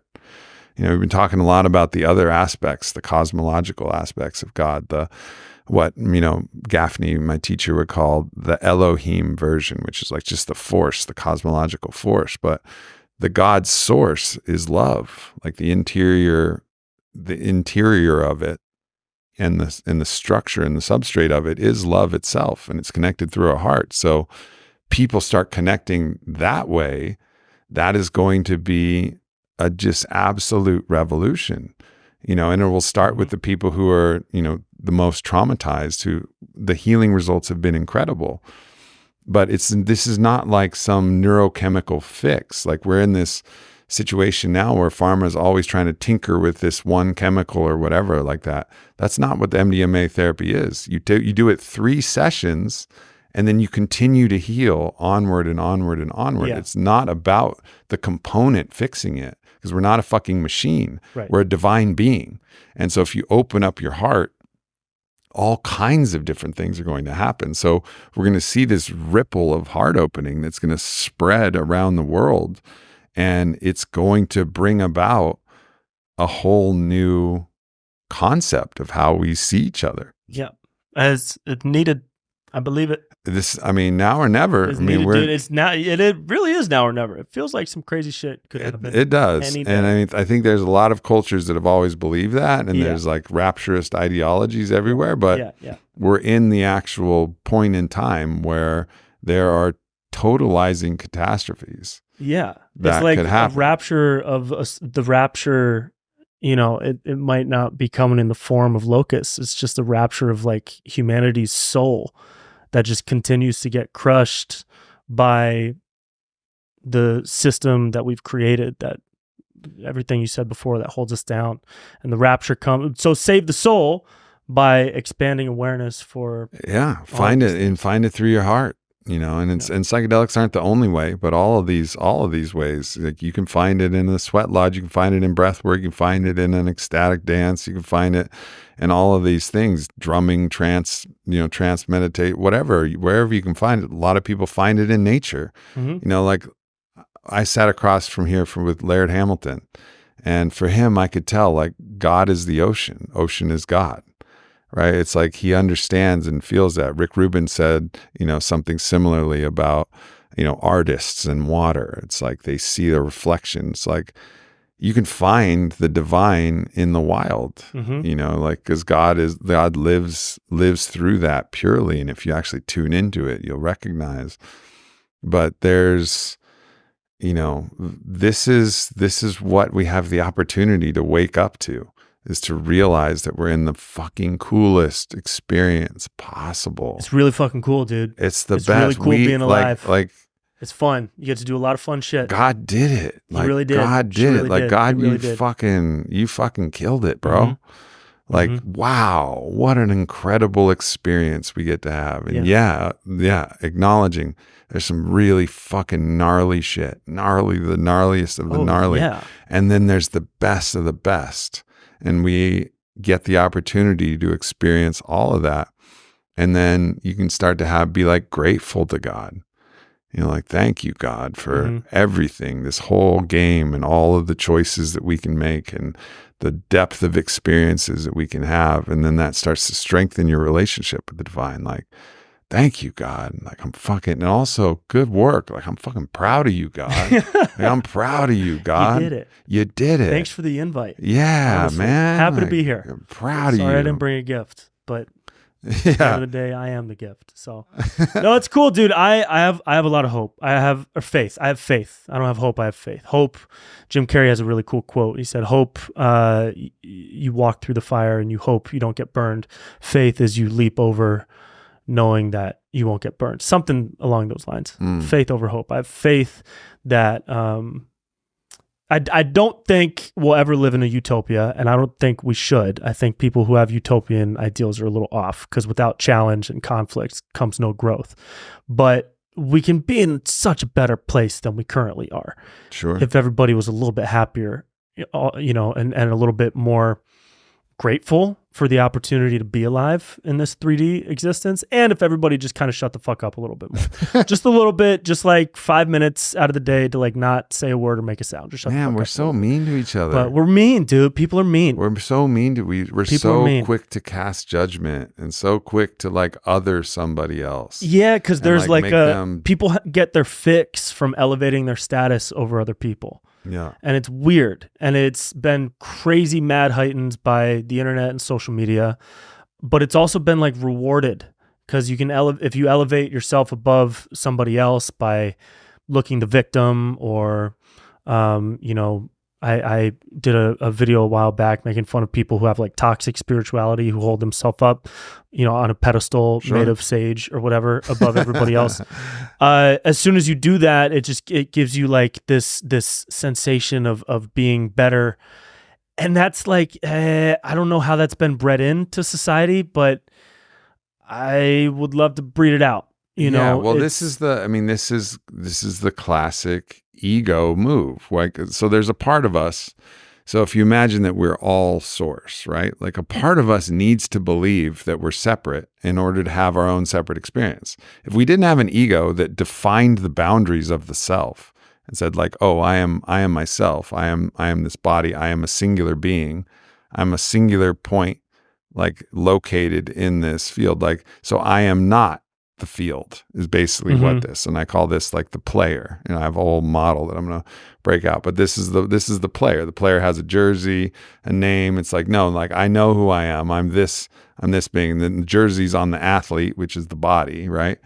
So there's like the player, which is the ego construct, the identity, which is your name and your stats and everything you've done. And then it's being worn by the body, and that's all connected as a separate self. Okay, great. Like that's true. And there's a force that actually exists to create that separate self. Now, what does that separate self want to do? It wants to compete. It wants to compete with other separate selves for, if it's connected to the rest of the field, for the betterment of all. Evolution. The two stags locking horns, they're competing for the betterment of evolution. So stags continue to get stronger and stronger and stronger, right? Like this is the nature of competition. Why there's competition, so that you get stronger and you evolve. And so there's that force that wants to do that, that's in everybody. But if it gets shut off, so it gets severed from the recognition of the whole field itself, right? And so that all it believes is that the only thing that's real is me. Everything else is just a tool to serve me. So you get in this kind of consciousness where it's like, it's all about me and nothing else matters, because you're not connected to the field. You don't see that you or anybody else is just you living a different life. Like that's me living a different life. It's a real being. It's me. So if you have that perspective, then you can still want to compete, but you don't want, like, you also recognize that you want the game to go on forever, infinitely. So it goes back to that idea of like the force that propels for the infinite game rather than the finite game of competition and win-lose metrics. But the key thing is, so this is the differentiation between like the separate self, which is this ego construct that I'm talking about, the separate self. The self is separate than the whole field. But if it doesn't know that it's connected to the field, it becomes the false self, because it believes a lie. It believes that it's the only one. So this is all of these kind of ethnocentric ideas, like we're the only good ones or real ones. It's disconnected from the truth of the field. What disconnects it from the truth of the field? It's this lack of understanding. It's actually just like, it's a lie. It's a lie. There's some lie in which they've been able to tell themselves that they're not connected. Like some way they've been deceived in some way into believing this part of us that wants to keep us separate. It just ultimately goes and tries to create a hierarchy. That's why everything's trying to create a hierarchy. And of course, that's the way it is. Basketball players everyone wants to be the LeBron, the Kobe. Like you want to be the top of that's what you compete for. And that's great. And that's healthy in that regard. But if you don't know that like basketball must continue, just be like, imagine a basketball player that just went out and just started like, stomp kicking everybody's ACLs until nobody could play in the league anymore. And then it'd be like, there's no more basketball, bro. Like you won, but like there's nobody who can play. Yeah. This is like the Tanya Harding fucking getting somebody to whack Nancy Kerrigan's knee. No, just compete, bitch. Yeah. Like fucking compete, Yeah. And like, I don't use that word, except obviously if you use a fucking, some fucking stick to knock out somebody else's leg. That's a bitch. That's a bitch move. Yeah. 100%. 100%. God knows that's a bitch move. Yeah. 100%. Because it's like, just fucking compete. For real. But she was in her false self, where the only thing that mattered was her. The only thing that mattered was her victory. It wasn't about anything connected to goodness. So it's all a lie that we're separate from everybody else. And the thing that breaks you through the lie, to go back to what we were talking about psychedelics, is that's one of the ways where if you open your heart and see that we're all connected, it bursts that bubble of this own field that's a lie. It just bursts that bubble. And then you see yourself as connected to everybody. So that person that you're judging or shaming or othering or scapegoating or projecting all your shit onto you, that's you too. And you start to realize, and you like have love for everybody, then you're just on the side of life and trying to figure it out. But it needs that transcendent experience to actually go from the false self to the gnosis, which in your body that, yes, I am separate and I want to compete, and that's fine. Like, competition is necessary. Actually, it's a part of the cosmos. Let's compete. But I also know that, you're my brother, you're my sister. we're competing, and may the best person win. We're competing for the betterment of the whole infinite game. Right. Like James Carse wrote a great book, Finite and Infinite Games. Like we're playing the infinite game or some finite game. And you see this in fucking politics too. Everybody's just worried about whatever their next 4-year cycle is going to be. They don't care if they degrade the entire field of the psyche of all people by the way that they're tearing each other down and modeling like the worst behavior, like whatever it takes to win at all costs. But that's not the fucking point. Like, we got to keep the infinite game of a beautiful country and a beautiful America. We got and of course, evolving, getting better, not getting worse. Like, yeah, we've done a lot of fucked up shit, and we had a lot of brilliant fucking things that were organized in this constitutional democracy. Mm-hmm. So like, let's fucking make it better. Let's continue to make it better. But instead, everybody's just degrading the field to get more profits, suck more profits out of people, suck more votes out of people at any cost, and it's degrading everything. And it's like corporations polluting the environment, like to an extraordinary amount, or poisoning the soil and selling, like, what the fuck? Like, we all have to participate in this soil, in this air. You're stupid. Like, it would be amazing if there were a way to like integrate that theory of that entire theory that you just created a container for into like children's education. You know what I mean? And because it's totally. Like the best way to have that flip of perspective is to have a transcendent experience, a very transformational experience. But is there a way? I just wonder what the world would be like if that was like taught, in some way. And it probably is in many cults around the world in like the worst possible way. But like, to teach that we are one, and like really ingrain that system of belief. And I think age. Stories and movies and things like this is the way. Like, you make the stories that reflect the truth. Yeah. And I think for all the criticism that, I don't even know who made this film, but Raya and the Last Dragon, like, there's people like, there's criticizing all of the different stories that are being told. That was one of the most beautiful animated children's films I've ever seen in my fucking life. Had such like true like guiding principles about it, and about deep trust, and about like the unity, and when you move into your separate tribalist ideas and you're all competing and trying to break the heart of the mother, the creator, which is emblemized by a dragon in this film. Like, you try to break it up, divide it all up, and fight with each other. The world goes into Sitra Akra, the other side. It goes into the deadness of the universe if you start to break it all up. And then if you actually can work together, you have, a thriving paradise. And like, that story is more stories like that. And also mirrored by, ways in which you could improve education literally. But the way that we can affect it, like changing the educational body, is going to be really difficult. But let's just write books and tell stories. Yeah, and when maybe with fucking AI, we'll be able to have like a whole series of fucking cartoons that we can make with like deep spiritual truths. That can replace like the conscious bullshit. Cartoons. That's going to be your next business. Yeah. I don't need a new business. I got a pitch, dude. I can't say it on camera.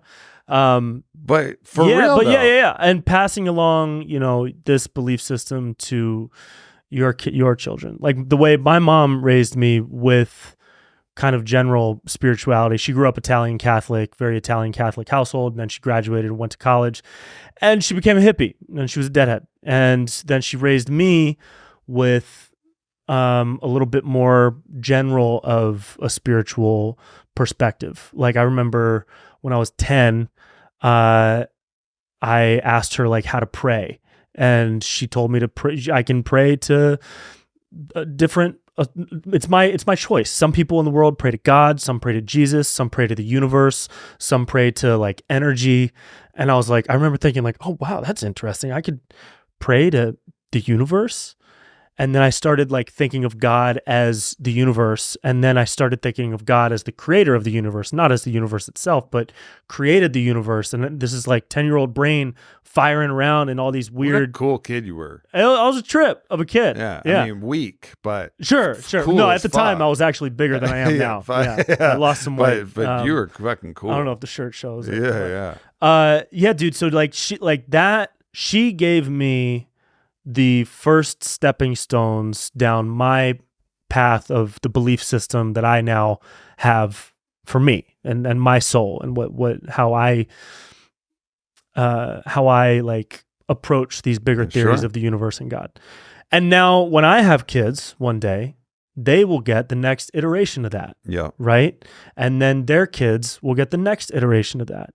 And I would hope that, the amount of people that pass on those types of belief systems is a lot. I don't know. I do, going back to having faith in humanity and like, especially in like a spiritual sense, like do people really know our place, or are we all just so hyper-focused on paying the internet bill and da-da-da-da-da? What gives me a lot of faith is the variations of spirituality that people have. Like I have a lot of friends that are super big in the new age space and flower life tattoos on their elbows, and shout out to them. I love them so much. And they're like they have this belief system that is basically kind of what we just described. And then I have other friends that are like in the country, and they're kind of right-wing hunters. And they look at the people with the flower life tattoo and they're like, what the fuck? You guys are just out here being hippies and dancing to bass music? That's super weird. But then that person will go out into the woods and look up at the stars and have the same sensation of belief that my friend at the bass music party has. And so there's an overlap of spiritual belief that happens between these two people that are on completely different ends of like the cultural spectrum, right? And I've seen more and more of that, which is really cool. It just gives me faith, because I get cynical sometimes. I get really fucking cynical towards society, and I try not to, but I get really cynical and I get like down, and I'm like, we're being fucking steered. We're being steered in bullshit directions. Like we're being manipulated, in bullshit directions, and it's not hard to figure out. Look at the advertisers for all of the media. That's where they get their money. Like just follow the money, and you'll see like we're being steered in shitty directions that are going for the purpose of extracting more dollars from us, from these corporate entities that are now in charge of everything. We need to have a real revolution, and that's one of the reasons why I'm in such radical support of Bobby Kennedy. Is he understands the corporate capture that is driving us to this place of further and further division, further and further sickness. And why? Because that's profitable. It's every jab, every pill, every different thing, every healthcare procedure, all of that starts racking up money.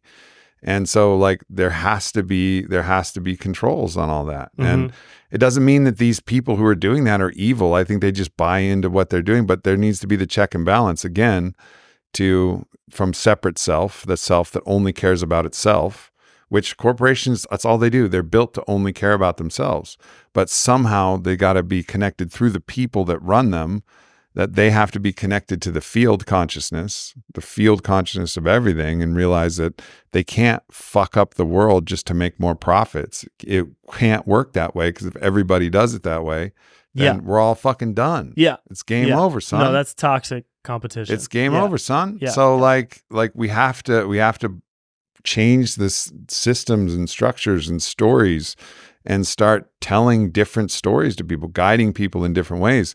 I mean, that's, again, like Bobby Kennedy's on the fucking, he can't get censored anymore, can't get canceled anymore, because he's actually it's the presidential speech. He'll be able to like speak fucking truth. Dude, he does speak truth. He speaks I love fucking Bobby. truth. I'm a fan. I'm on board. I like, the main reason I like Bobby Kennedy is because every time I see him, he has his sleeves rolled up. He looks like he's ready to chop wood. You know what I mean? Like he's ready He to is. build some Bro, shit. He's ready to build the country. I was His forearms skiing, are I was skiing with him in fucking Aspen. That motherfucker is Flying. a shredder. Flying down He's the mountain. 70 Yeah. and just Yeah. I'm like barreling with like, I'm a good skier, not compared to Bobby Kennedy. Yeah. I've been skiing like I skied with Bodie fucking Miller. You know, obviously Bodie's better skier than Bobby, but fuck, like I this saw clips. motherfucker's Yeah, nasty. he was flying. He's flying, dude. And like from a perspective of his, campaign and his intentions and the reasons he's running. And every time I hear him talk, he just sounds like a real person. You know what I mean? He just sounds like he has a history lesson behind every one of his initiatives based on what's happened in the past. And I learn from him every time he talks. And it's cool to hear somebody talk about their vision of the country and with practical ways to make it happen and historical weight behind why we need to change before we go back to what it used to be, or like before we fall into this trap, or to get us out of the mud with these agencies or whatever it is. I'm fully on board. I mean, that ability to just speak truth. Yeah. Speak the ability truth, to communicate. To like really communicate truth from the heart. You know, it's another thing There's about no Bobby. Vague language. He's like, he sends me more heart emojis than like any fucking male friend other than maybe like Kyle Kingsbury, you know, than anybody, you know. It's like he's so expressive with his love, and it's not an act, it's authentic. You know, it's like he really loves, and he's really like, that's the thing. And so, yeah, people can criticize this opinion that he has about this thing and this way that he's seeing things. And that's fair. You know, like I have things that I might see it a different way, but what I trust is that he actually is coming from love. He doesn't have another agenda. Like he's here to serve. He's called forward out of this calling, this vocation. Yeah, he doesn't want to be president to be president. Right. You know, he doesn't want to be president for the title, which seems like what 90% of these motherfuckers want. And then that models that type of behavior, that type of separate self behavior, that type, like, that's not what we need modeled. We need modeled like a good man, a good father, we need goodness modeled. And so even though, you know, Trump and Bobby's, a lot of things they're going to do, they might be fucking similar, but like, who's the better father? Like, who would you want to leave your kids with? Like if you had to leave for like 3 months and you had to leave your kids with an uncle, do you leave them with Uncle Trump or do you leave them with Uncle Bobby? You know, like really though. Biden's not an option because they wouldn't, survive. They would be taking care of him. Yeah. A good 5-year-old would be like giving Come here, Joe. Biden, you need your milk. Yeah, your ice cream. Bobby gets into office. What's your cabinet position? Secretary of Vibrations? What's your position? Chief Officer of Frequencies? Yeah, something fucking made up. Yeah, for sure. I'll get him to just give me like a made up thing that doesn't exist. You walk through the White House with a didgeridoo all day. Just resetting everybody. Yeah, dude. Yeah, he's got my vote. I'm in. Yeah, I mean, we're in a time like keep fucking laughing, like keep loving, keep living, but also we gotta stand and fight too.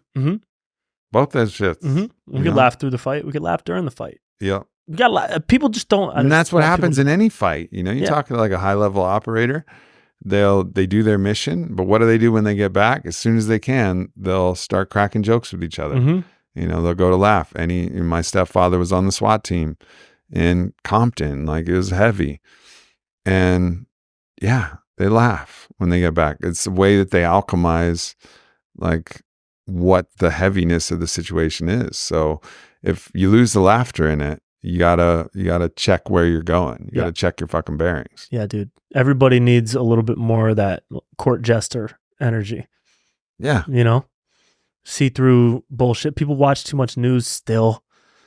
People, that whole archetype of the court jester is really cool to me because everybody could take a lesson from that and just take like a 10% of the jester and just relax a little bit and be able to mock all the shit that's happened. Be able to mock life so that you can enjoy life. Like life is absurd. There's some absurdities. It's a fucking paradox. Yeah. So a little bit more of that jester energy, I think, is much needed. Absolutely. Much needed. This is, I heard, on Joe Rogan and Aaron Rodgers, they were talking about this, and I love that they were talking about it. But in the Lakota culture and the tradition, for the Sundance, there's always a heyoka. And for the tribe, there's the heyoka. And the heyoka is the coyote, is the jester. And whatever the rule is, however sacred the rule is, if you circle this way clockwise, he'll circle counterclockwise. If you're on, in the Sundance, if you're in one of the fasting days where you're not having any water, not having any food, and you're in the sun and you're sweating and you're dancing, he'll just be there eating a fucking watermelon. Just with juice dripping down his face. That's what the heyoka does to fuck with you and to laugh at the things and change the pattern and show you that nothing is so sacred that you can't actually accept and tolerate the antithesis of that thing. Yeah. So we need that. And that's the role that comedians play. Yeah. And it's fucking essential because no matter essential. what it is. I think it's physically essential too. It's how the body can physically store trauma, right? You can literally store traumatic events and negativity in your cell walls, and from anxiety and stress that affect cortisol levels. And I'm speaking about this as a PhD biological researcher, but it's a known fact that you can physically store trauma. I think, and I've thought this for years, and it's been kind of like a driving force behind what I do. And this isn't new, but the framework that I created for myself has been, if you can physically store trauma, then you must also be able to physically store joy.